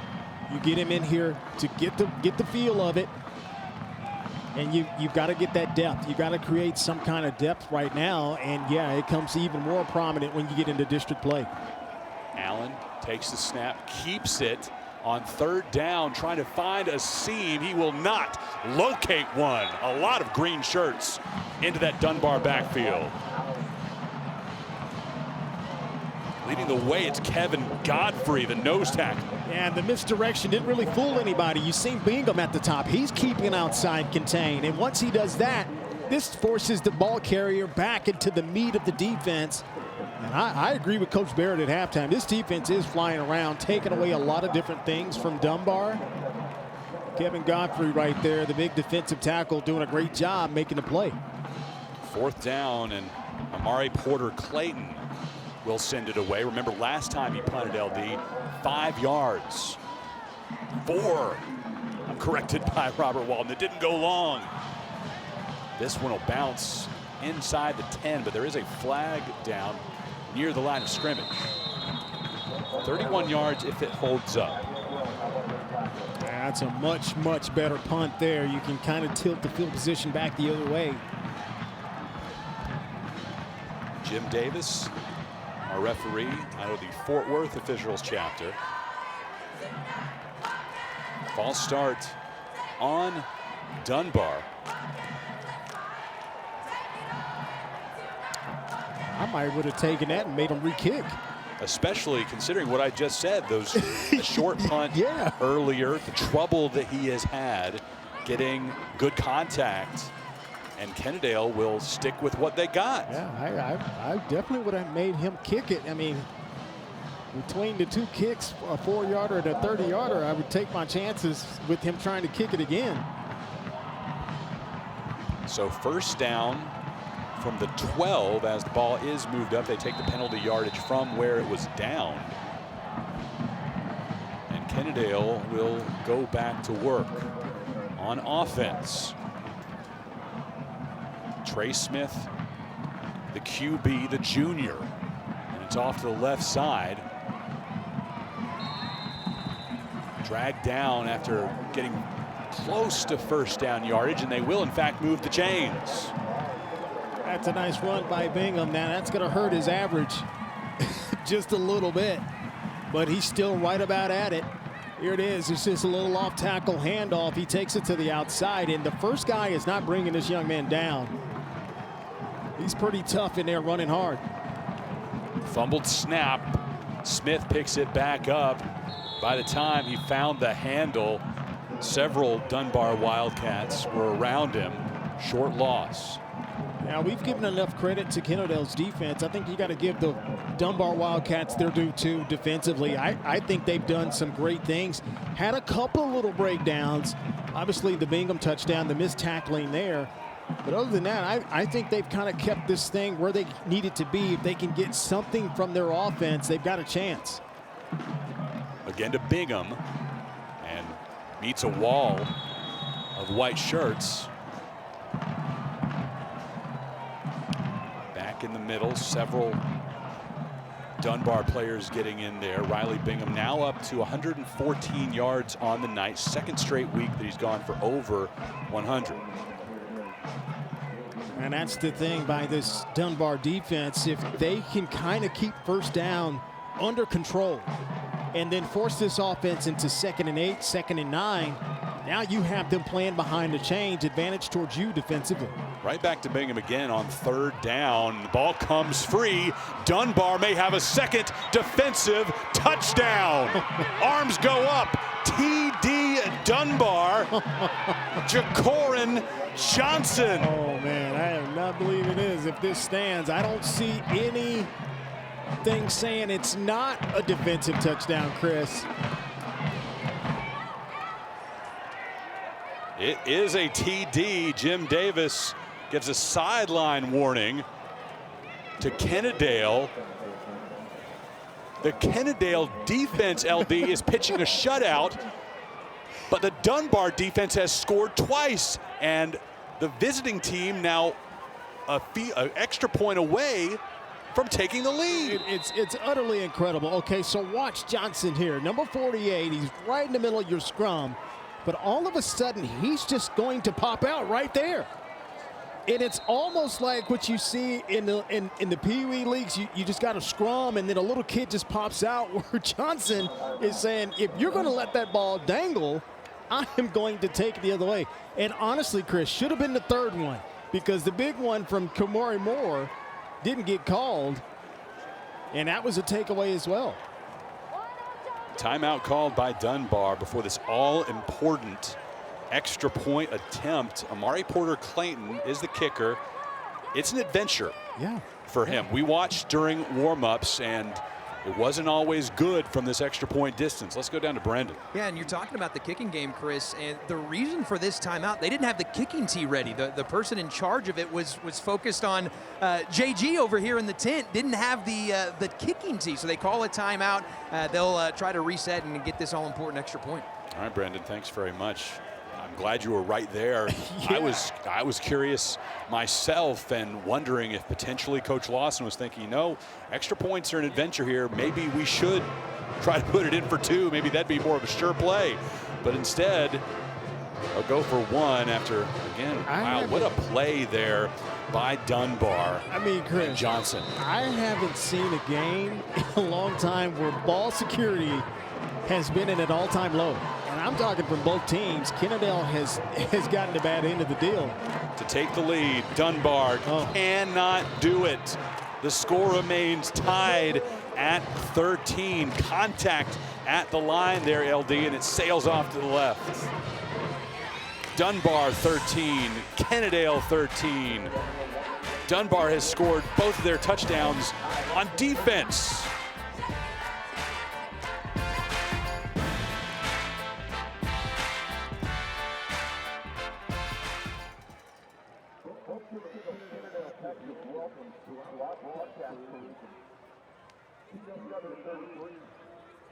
They're located up on the top level of the press box, up at the 35-yard line. Mycoskie, LaDarrin McLane, is the announcer. Brendan Smith is the sideline reporter. And we have a Kennedale grad, their graphics operator, Valerie Watt, class of 07. Mr. Robert Walton is Big Kennedale welcome. CW33 broadcast crew. Thanks for coming out.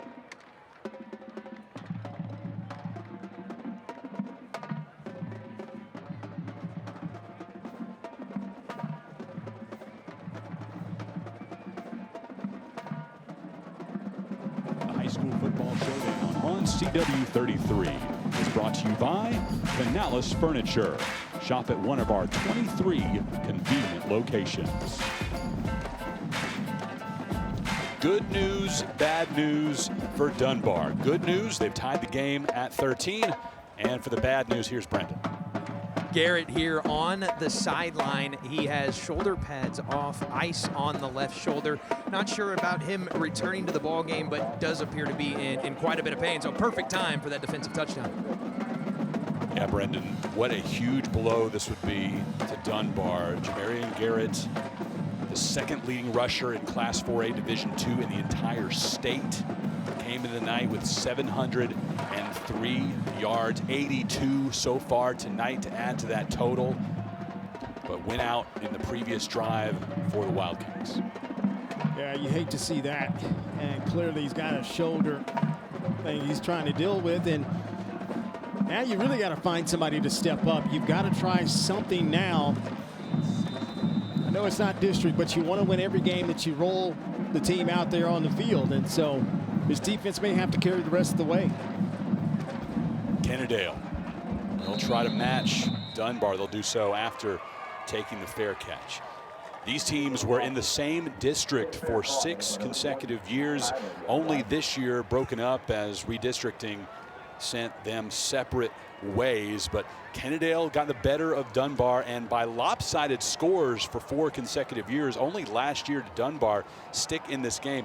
Kennedale a 14-7 win. Dunbar was driving the field under 2 minutes to go, fumbled the ball inside the Kennedale 5, trying to tie the game up.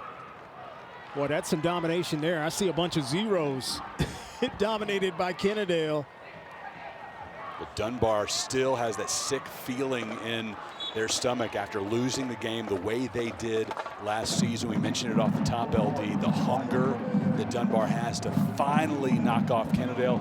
District, non-district, it doesn't matter. They want to beat the guys at Green. Yeah, absolutely. And, you know, a team that's had your number for consecutive years like that, you know, that's a whole class, right? You've got the freshmen that have played through in their senior year. They're gone. So now you've got a few guys maybe remaining that are trying to right the wrongs from past classes for sure. Smith gives it to Brian Cox. No gain for him. And so far, very little in the way of production. The Dunbar defense starting to get pumped up again. Considering what they've done tonight, I cannot imagine the high they're on. Well, this defense doing a great job of containing the triple option. It's been a little bit far and few between since the quarterback has really pulled it out of the fullback's belly and gotten out to the edge of the defense. So credit to the defensive adjustment. Mario Hill, he's been a long-time defensive coordinator there, taking away the head of the snake, which is the fullback, and then attacking the running back and QB. Going the other direction, Avery Cox. Flags come out after he goes into that Dunbar bench, maybe picking up some additional yards. As you saw, the reverse ran by Kennedale. Anybody who says the wing T is boring, there's certainly some wrinkles you can throw in there, just like that. Hey, you got a ton of stuff you can do out of those formations. In around right there. And the penalty is, in fact, on Dunbar. And after a couple of good plays to begin that drive by the Dunbar defense, now Kennedale gets a huge boost. Yeah, you got to be careful here. He's running so fast, he ran out of his shoe, and then he gets hit right at the end and slides into the curb. And that's a good job by the Dunbar coaching staff to go right to their guy and say, hey, what are you doing? You've got to think.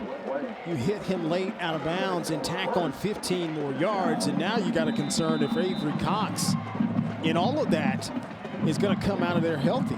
Well, Cox had been dealing with an ankle injury throughout much of non-district play, close to full speed entering tonight, but that may knock him back a while in his progression. Well, he hit that curb kind of awkward, and not to mention the shoe had already come off to begin with. Second down, 6 yards to go for Kennedale. Well, this is back to what they had some success in the first half when they were attacking on first down. And this offense and the way they attack defenses, if they get in this scenario, there's a lot of pressure on the defense to defend both sidelines here, because this is typically when the offense times to open up a little bit. Appears to be a delay of game on Kennedale, but no, they'll reset the play clock instead. And Kennedale will stay exactly where they are. Richard Barrett, head coach, 30th year here in Kennedale, 24th as the head man.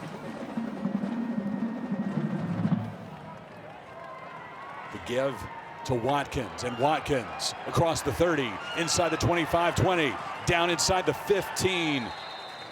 29-yard rush for the tailback, who has an offer from Lamar University. Yeah, you can just see the speed that Watkins has. This is their best play of the night, I think. The little handoff and end around. And whether it's Bingham or whether it's Watkins, they've been able to get upfield in a hurry in the left side of the line, blocking very well. Blake Cantu, Jaden Rowe. Yeah, you can see Watkins didn't like something at the end of that play once he got tackled. Watkins, one of 2 student athletes for Kennedale who already hold college offers. Again to Watkins, and this time nothing doing. Watkins has the offer from Lamar out of the Southland Conference, Division I FCS, while DJ Darjan has an offer from Southeastern Oklahoma. They got some talent on this team, some kids going on and playing at the next level, and Watkins going to come off. Typically when he goes off, Riley Bingham typically comes in. But they've got to be good down here, Chris. They're knocking on the door. They've been down here a couple of times before the first half, and they had to settle for field goal attempts. Second down, into the backfield in a hurry. There goes that man again, Ethan Warren. Oh my goodness. Well, you're talking about the time this defense comes up and make a play. Just when you think they may crack a little bit on defense, you either have Jacorian Johnson coming to make a play, and Ethan Warren has been almost unblockable in this entire game. And watch him just shoot right in between the center and the guard, untouched. Bang, straight through the A-gap. No time to react for Josh Cornwell. That backside guard, Chris, is trying to come back and maybe cut him off, but he's up in the crease way too fast. Third down and 12. Smith looking to throw. No, he pulls it down. Gets just beyond. Not quite to the line of gain, excuse me. He is just short, it appears. Oh, he is not shying away from contact. But at the end of this play, you're saying, okay, you got the yards, slide, get out of bounds. Don't take these type of hits. And he just gets stalemated.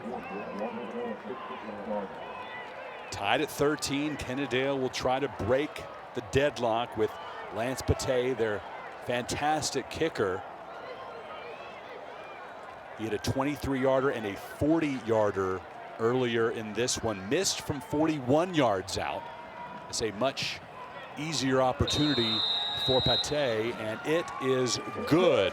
Kennedale regains the lead, 16-13 over Dunbar. A tight one between these two sets of Wildcats. Thursday night on the Showdown.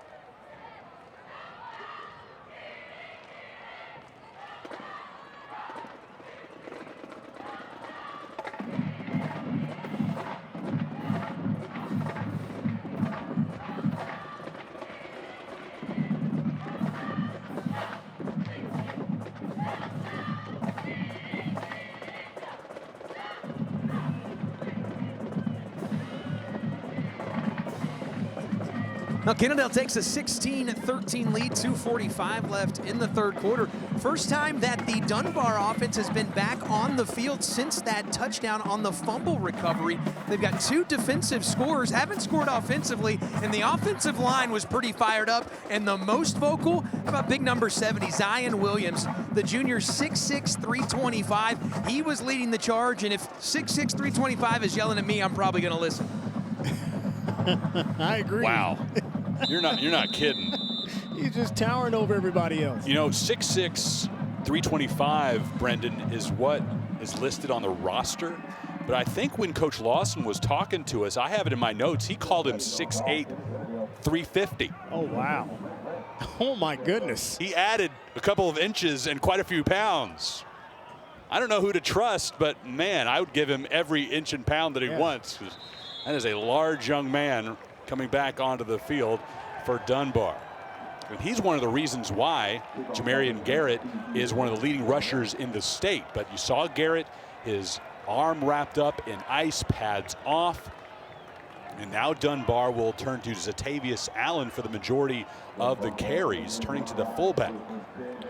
Yeah, now it's who's going to pick up the slack, and this is where you got to be good as a play caller on first down to just take some of the pressure off your quarterback. They haven't really moved the quarterback in and out of the pocket to give him clean throws outside in the flats. It's Bryce Allen, the QB, on the keeper.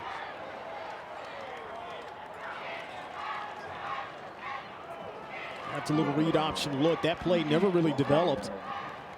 Those read option looks, it's just like on the other side for Kennedale when the quarterback is reading, you know, whether it's the three technique, defensive end, or whatever, it's a split-second decision, and that play has to be bang, bang, and going. It's the same thing with the read option. That play has to be bang, bang quicker. 2nd and 10, it's out to James. James finds some room along the left side. First down yardage, 13-yard completion. 5th complete pass tonight for Allen. He's 5 of 10. Yeah, this pass takes a long time to get there, and Bingham is all over it. He almost makes the play, but he turns it. James, that is something. He turned it into a nice game because that play didn't really look good at the very beginning of that. Just shy of crossing that midfield mark as Dunbar has first down and 10. The give is to Allen. Allen cannot get around the corner.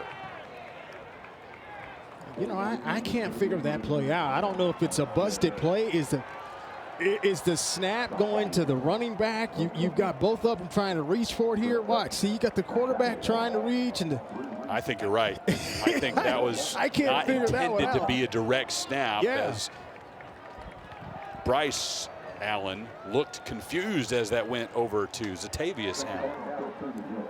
Either way, it's not blocked well up front because as soon as he gets the handoff with the snap, he's having to run parallel to the line of scrimmage. That's never a good sign. Snap low to Allen this time. Quick pass to his right, complete to Keelan King. Keene has a touchdown through the air. Got it last week against Dallas Madison on a 23-yard connection. And see, I think Bryce Allen is good when you say, okay, the play call, go here, throw it here no matter what. Or if you get him out to where it's a receiver in the slot and you just raise up and throw the screen pass. So I think he's very good at timing there. Dunbar has not converted on 3rd down yet tonight. Now 0-6 in that category. And again, you saw it there, LD. A bad snap ended up being directly to the fullback who had to pitch it to his quarterback to make that long throw. You know, I was trying to think, was it a bad snap or was this the wrinkle of kind of a flea flicker type thing? Watch it here. Good question. But again, I agree with you because I actually think Lemons Allen was a little bit surprised that he got the snap and it was like hot potato. Let me get rid of it. Well, as soon as he got it, at least he had the awareness saying, we need a lot of yards here. I'm not going to be able to do that. I better get it to my QB. You take it, QB. So 4th down and 9 to go. And what was looking to be one of the few promising drives for Dunbar on offense stalls out.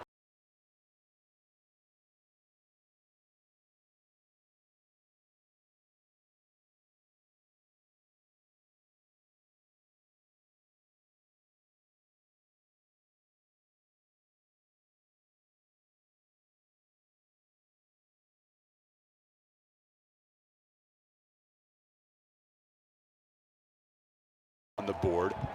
Dunbar with a couple of strips that were returned for touchdowns on defense, responsible for all 13 of those points, minus the 1 PAT.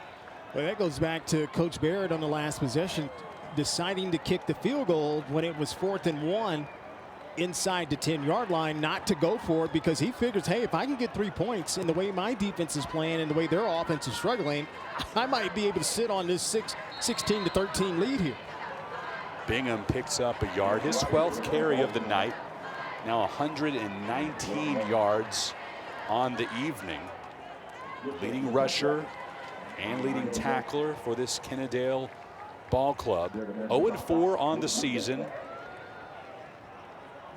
a loaded non-district slate. They won't get another play off before the third quarter comes to a close. One remains in regulation play, just a 3-point difference between these former district rivals. The homestanding Wildcats of Kennedale have 16. The away Wildcats from Fort Worth Dunbar have 13. Thursday night on the CW33 High School Football Showdown. The High School Football Showdown on CW33 is brought to you by Brahms. Hungry? Head to Brahms after the game for a bacon cheeseburger and milkshake made with Brahms A2 fresh milk.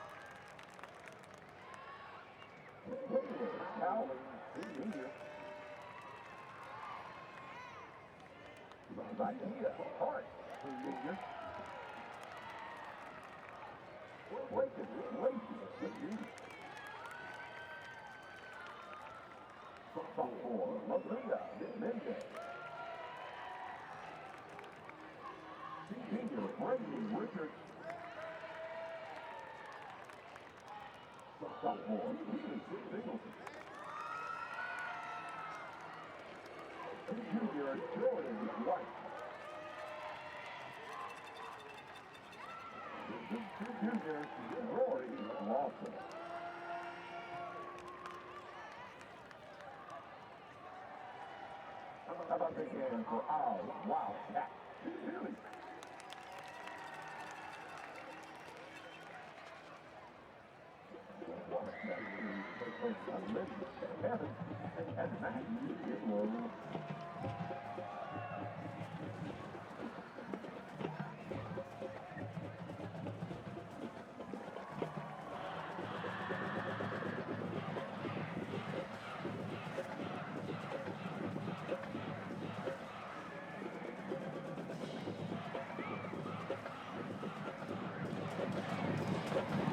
Second down, 9 to go to start the fourth quarter. Kennedale with a 16-13 lead over Fort Worth Dunbar. First play is a pass from Smith, complete to Aiden Ruiz. Second completion of the night for Kennedale, only the third completion on the season for this offense. This is a great call. It's just a 3-step drop. The receiver runs a 5-yard hitch. The defense playing soft.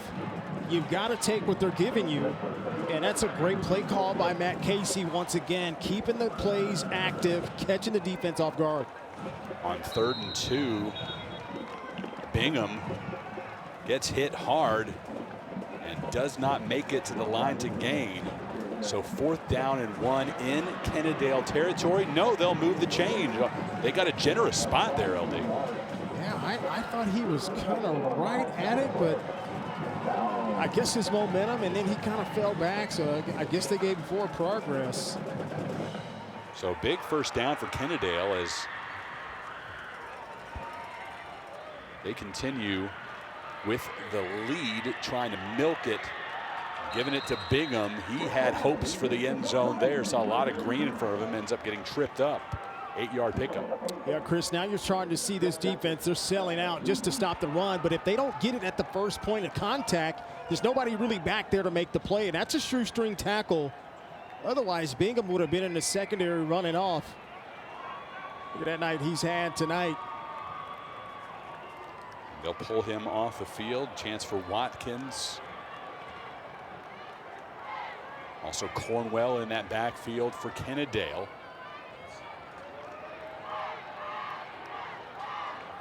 Up the middle. That's Brian Cox, the junior running back / defensive end, as Nearly every single player on this Kennedale roster, you see an offensive and defensive position listed. That's just what Coach Barrett has to do. The numbers that come out for the team, that's the personnel that he plays. Here's Cornwell. Cornwell may have lost that football. Oh, I think he did too. Did Dunbar pick up another turnover? Wow, that was They did. Chris. Kingston Clark, LD, the senior, with a 3.95 GPA and a takeaway. And watch how they attack the football. You see 21, he's got it. Then right there, they grab it, and then you strip down and rip. That's the stick and rip is what they call it. And when you pull down like that, and if the ball's not tacked into your rib cage, you will fumble 9 out of 10 times. That's an excellent play. That's well coached by the Dunbar Wildcats. Third turnover of the night for Kennedale. The first two were Dunbar touchdowns immediately, returned by the defense. Now the Dunbar offense will have to punch it in themselves. They have not been able to do much at all tonight. As you see, Coach Lawson still all smiles, his team trailing by 3. Yeah, they're just trying to find something. They're still hanging around in this game, and it just takes one series, it takes one play, and you've got the lead, or you at least tie this thing up. Bryce Allen takes out of bounds just beyond the line of scrimmage. Got to protect that football. Yeah, that's what Coach Lawson is saying. Protect the ball and get upfield. Don't dance. When you cross the line of scrimmage, you are a live runner. You cannot throw the ball. So when he gets at this moment here, close to the line of scrimmage, you got to turn yourself and commit into a runner and protect that ball. Good coaching job there by Coach Lawson. Remember, despite the score on the screen, the Kennedale defense tonight has pitched a shutout. They forced 3rd down and 9 here. Flag immediately comes out, and Dunbar will have to do it from 5 yards further away.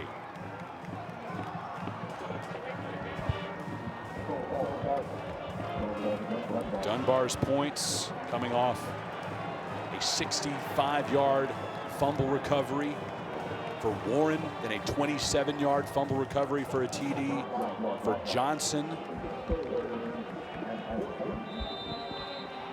Now 3rd down and 14.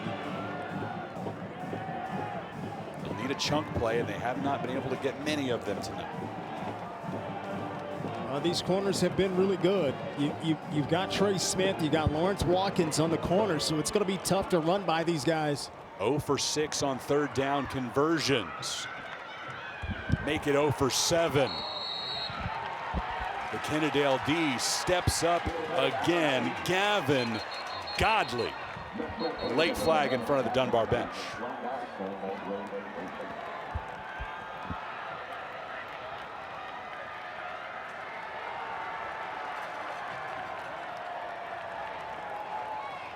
We got a lot to sort out here, don't we?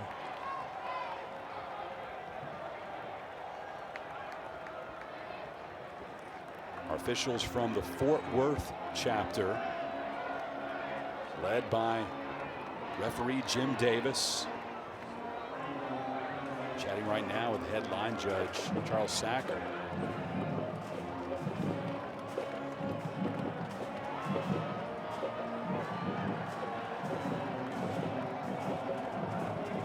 Considering the field position here, LD, a really big call. I think if you're Dunbar, you just need something right now. You need something just to spark you offensively. And you hope this certainly goes in your favor.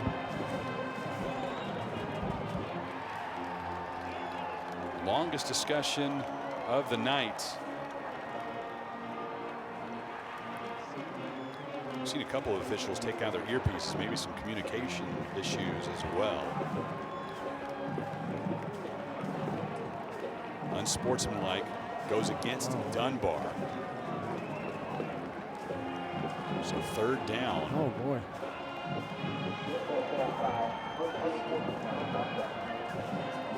Well, let's take a look at it here. So you got the tackle here. That's a great play. Gavin Godley, number 11, he comes in there and makes the play. And of course, after the play, so it will be 4th down and long for Dunbar. Yeah, you see Maury Moore there, right? He did a little bit of extra at the end of the play. Big number 62. Let's go down and check in with Brendan. Yeah, LD, you saw it right. Happened to come right over here at the exact time, and it was Maury Moore who was the one that was getting the extracurricular for Dunbar, and then Kevin Godfrey, the main culprit on the other side for Kennedale. So coach is not happy with the extracurricular activities and hoping to sort that out. And after this penalty yardage, Dunbar will have more than doubled the penalty yardage that Kennedale has received tonight. 4th and 29, they'll put it on the foot of Amari Porter-Clayton. Clayton averaging 19.5 yards per punt. This will be his 5th of the day. Yeah, with that average, that's not going to make it past midfield. So Kennedale is set for prime real estate here. This one will cross midfield. Good bounce. Dunbar downs it at the Kennedale 40. A 32-yard kick for Clayton, and Kennedale will regain possession with a 3-point lead.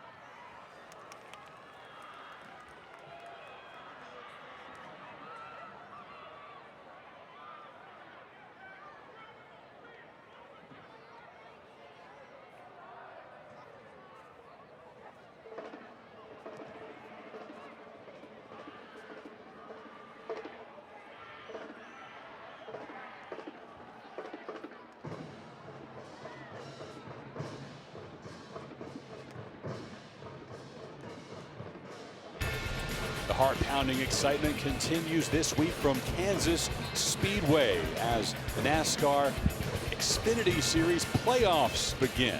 Watch live coverage from the Kansas Lottery 300 Saturday at 2:30 right here on CW33. Justin Allgaier, top seed, entering the round of 12. Well, it hasn't been a NASCAR race here tonight. No, it isn't. Low-scoring affair, 16-13 in favor of Kennedale. Well, Chris does. Has been the story of the day for the home team. 265 yards, only 20 yards passing. Well, does the Dunbar defense have one more in them? A couple of strips have led to touchdowns for the visitors, trying to rip the ball loose again, but holding on for dear life is Lawrence Watkins. Well, you call it right. Look at he's got a two-hand cradle here, and it's kind of like in the old days with fullbacks. Put two hands on it, put two hands on it, and then he gets viciously taken down. And Ethan Webb in there trying to help him too. I mean, that's got to be the memo now for all these skill players. When you get into a crowd, either go down, but if you do decide to get extra yards, make sure you got two hands on them. 2nd down and 2. Kennedale has 1st down yardage. Conservative, grasp that ball like your life depends on it. You don't have to do anything out of the ordinary. Dunbar's offense has not been able to be productive, so just keep running the ball. If you have to punt it away, it is really not a problem right now. And they're really doing good with the misdirection. That's another misdirection play. And again, when you've got a quick, athletic defensive front, misdirection can neutralize it a lot of times. And this is a really, really tough stop here for the Dunbar Wildcats defense. Watkins pulled down, 1-yard gain. Zachariah Douglas among the tacklers for Dunbar. And Kennedale is in no hurry at all. This is what this offense is built for, to milk the clock, make you have to tackle on every single play. And when you do that, that eventually wears the defense down. You're milking the clock, but you got to protect the ball to do that. And even with this defense, they're going to be going for the strip, Chris. So when they do that a lot of times, and if you don't get the runner down, that could open up a long break for a touchdown if you're not tackling carefully. 2nd down and 9. Cox with another short game. You know, this is flashing back to when the defense does things like this. LD, you remember in the Water Boy when Bobby Boucher was coming in and he was scoring all the points? And University of Louisiana just decided, hey, I'm just going to kneel the ball. How you like my offense? I just don't want to put it in the hands of these defenders. I think you may have to go to that because we've seen it on multiple occasions. I still think the one with Kamoni Moore was a takeaway too, and they didn't call it. I think he took it away. It would have been 3 times tonight. Watkins on 3rd down. 3-yard pickup.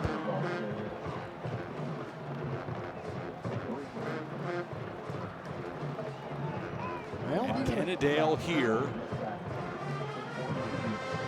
It appears they'll leave the offense on the field. And if I'm Coach Barrett, again, he has forgotten more than I could ever learn in his 24+ years of football, but I would let this time run all the way down. The play clock is at 15. I would let it run all the way down to get 0. Go ahead and maybe burn a timeout. You want to milk as much as you can off the clock. And then if you do want to decide to go for it, get your best play. But I would burn a timeout here once this thing gets close to 0. They do just that. Pardon me. Delay of game is what's called against Kennedale. They'll accept a 5-yard penalty before sending Lance Pate out to punt. No need to burn a timeout in their eyes. I hear you, yeah. I mean, again, that is operating with the mindset of Dunbar's offense not really being a threat. Now that their top player is out in Jamarian Garrett. Pate's punts inside the 5. That's a really good kick. Can't do it much better than that. Bingham downs the ball at the 3.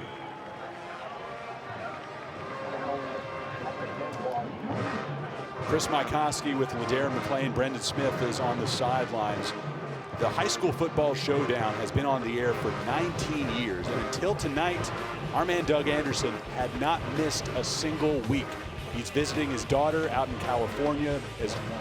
Can't think of any better reason to take off from work, go out and see family. But look at this streak, 19 years. The first one, Plano beating Mesquite back at Mesquite Memorial Stadium in 2006.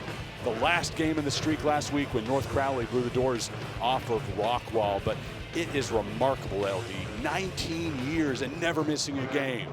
Dunbar trying to get out of the end zone, can't do it. Kennedale with the safety, extending the lead to 5.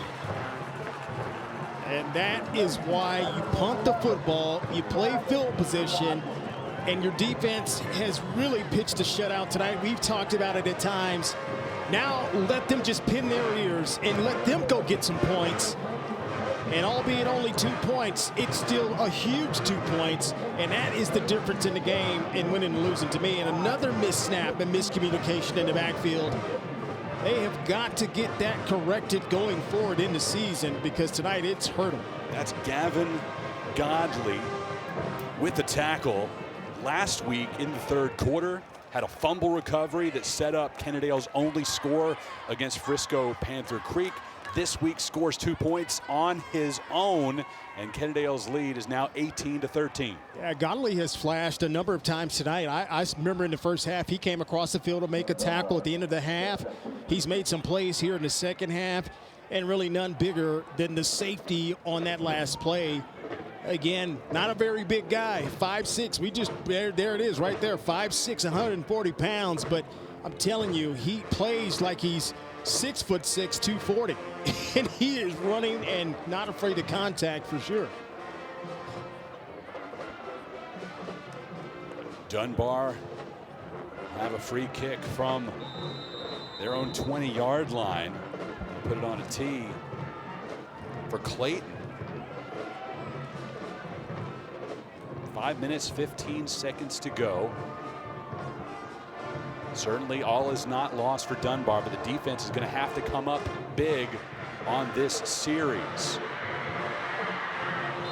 Bingham, the up man. Kennedale will start the drive from the 41 in Dunbar territory. Yeah, I was just about to say they come away with 2 points after punting, but the ball still is on that side of the 50-yard line in Dunbar territory, and they pretty much have lived there the entire night. They haven't cashed it in as much as they wanted to, but the defense has given them prime real estate to operate from, and now they've really got a chance to knock this thing out. Trey Smith, backup QB, thrust into duty with a high ankle sprain to Jackson Hammonds. 5 minutes and 11 seconds away from leading his team to the first victory of the season. Well, you're talking about the 19-year streak with Doug. I remember that first game, Plano and Mesquite. That was my first year even putting on a headset, so I give a lot of credit to Doug to kind of guide me along here. And I know he was probably looking back then like, oh my gosh, what are we doing with this guy in the booth with me? Oh man. Doug and LD together for 19 years in the booth. I've been part of the team for 6 years. I was about to say, yeah. Now as the sideline reporter. An honor to take Doug's chair this evening, and looking forward to seeing him again next week when LD Bell and Justin Northwest face off. Great to have Brendan taking my spot on the sidelines tonight. Great addition to our team this year. It has been fantastic. Now, you two coordinated on the khaki pants and black tops. I didn't get that memo. I'm not cool enough to go. I came in like Johnny Cash. Johnny Cash looked like you, LD. It's all black. Y'all coordinated with the khakis. Nobody would call me a fashion icon. LD, I heard about you sometimes. Watkins picks up first down yardage as Kennedale looks to clinch this game under 4.5 minutes to go. Their lead right now is 5. Yeah, this is where the defense has really got to bear down, because we talked about on the last possession how these types of offenses are built to play keep away. And literally, they can play keep away. You can hand it off, you can get 1 or 2 yards on first down, and you can milk the play clock down to about 2, maybe 1 second and snap it, and it just drains the life force out of you. Not only does that, but the clock goes down too. 1st and 10. Cox, 3-yard pickup. Kajwan Davis on top of him, second leading tackler on this team. Yeah, take your time, no hurry. Yeah, you've got no pressure here as an offense. You got plenty of time. You've got 30+ seconds on the play clock. So you can almost snap this ball under 3 minutes if you wanted to on the game clock. Here's Watkins. Stopped at the line, no gain. A late push there from Jacorin Johnson, and I wouldn't have been shocked to see a flag come out. Thankfully for Dunbar's case, not the case. For Dunbar's sake, not the case, and it'll still remain 3rd down and 6. Man down on the field in green. That's Watkins, and we'll take a break while they tend to him. Kennedale 18, Dunbar 13. Just over 3 minutes remaining in regulation at Wildcat Stadium.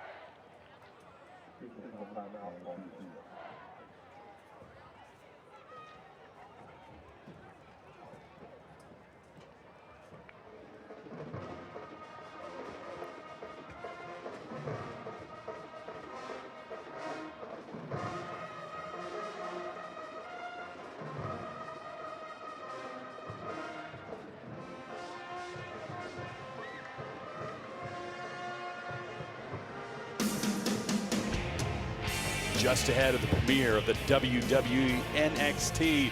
Get an inside look at the biggest wrestling event of the year. It's WrestleMania 40 Behind the Curtain. Saturday night at 7, right here on CW33. Looking back to that event in April, the Bloodline rules for the WWE Undisputed Universal Championship went to Corey Rhodes over Roman Reigns. Man, you couldn't pull me away from a WrestleMania event. When I was a kid, oh my gosh, you couldn't pull me away. Third down and 7. Whistle before the snap.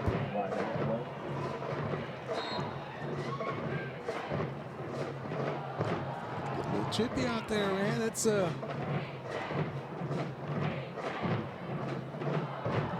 False start on Kennedale.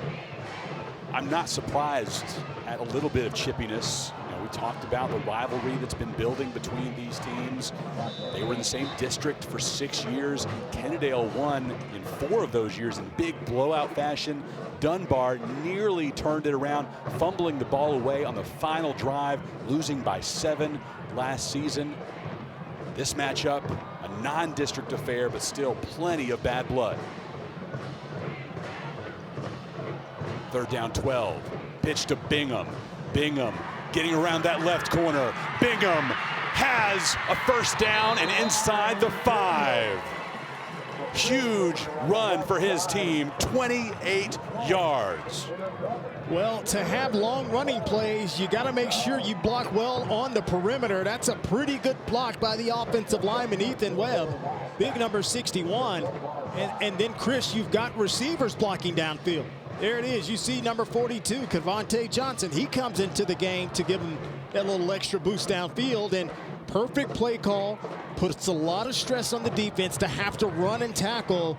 And Riley Bingham has been on fire since his first carry of the game. 158 yards on the night now. Part of 341 yards gained for this team. Nearly half of what the Wildcats have done. First down and goal. Leading by 5, looking for more. Bingham couldn't get across the goal line. That's got to be a touchdown. How is that not a touchdown? Yeah, I'm looking up here. He clearly crosses the plane. Boy, look at the end of this. Now, and I could be completely wrong. I know we're looking through. We don't have the best of angles. No, that's not a good angle, and it does look, when you look at it from that angle, look, he's just short of it. This offense, this is arguably their best, one of their best performances of the year. They only came in averaging 251.8, just under 252 yards per game.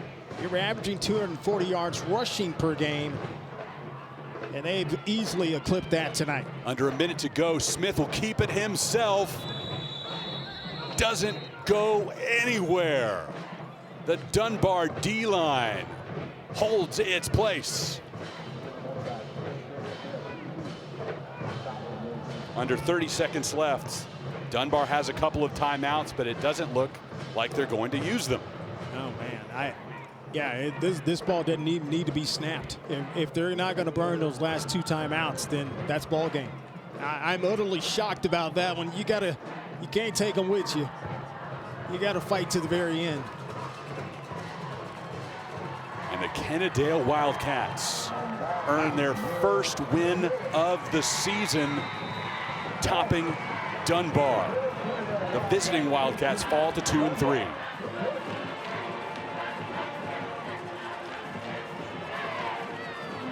Hey, this is a good win for Kennedale. You always want to come off that goose egg as soon as you possibly can. I said at the beginning of the broadcast, they had to believe that they could win. And they went out there and did what they need to do to win. You know, you don't apologize for how you win. It all counts the same in the win column. Congrats to Kennedale. Kennedale goes into the bye week with an 18-13 win on their resume over Dunbar. The High School Football Showdown on CW33 is brought to you by Canales Furniture. Shop at one of our 23 convenient locations.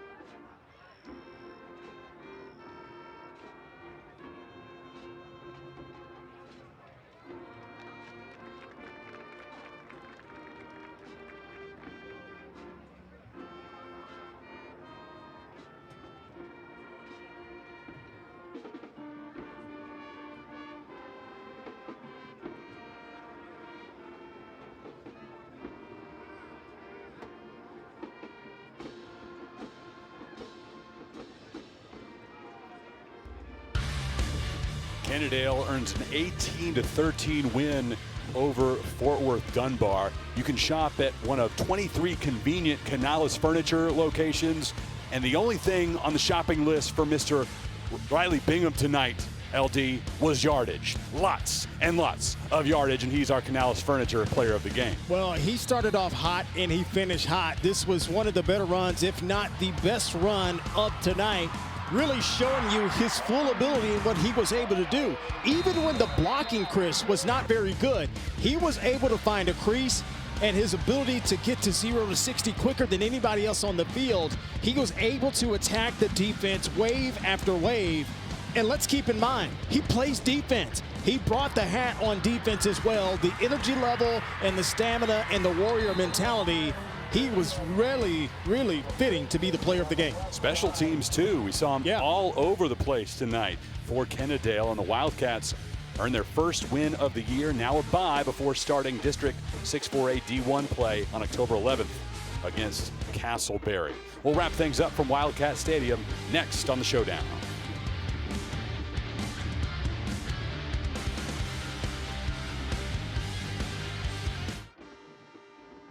Ladies and gentlemen, on behalf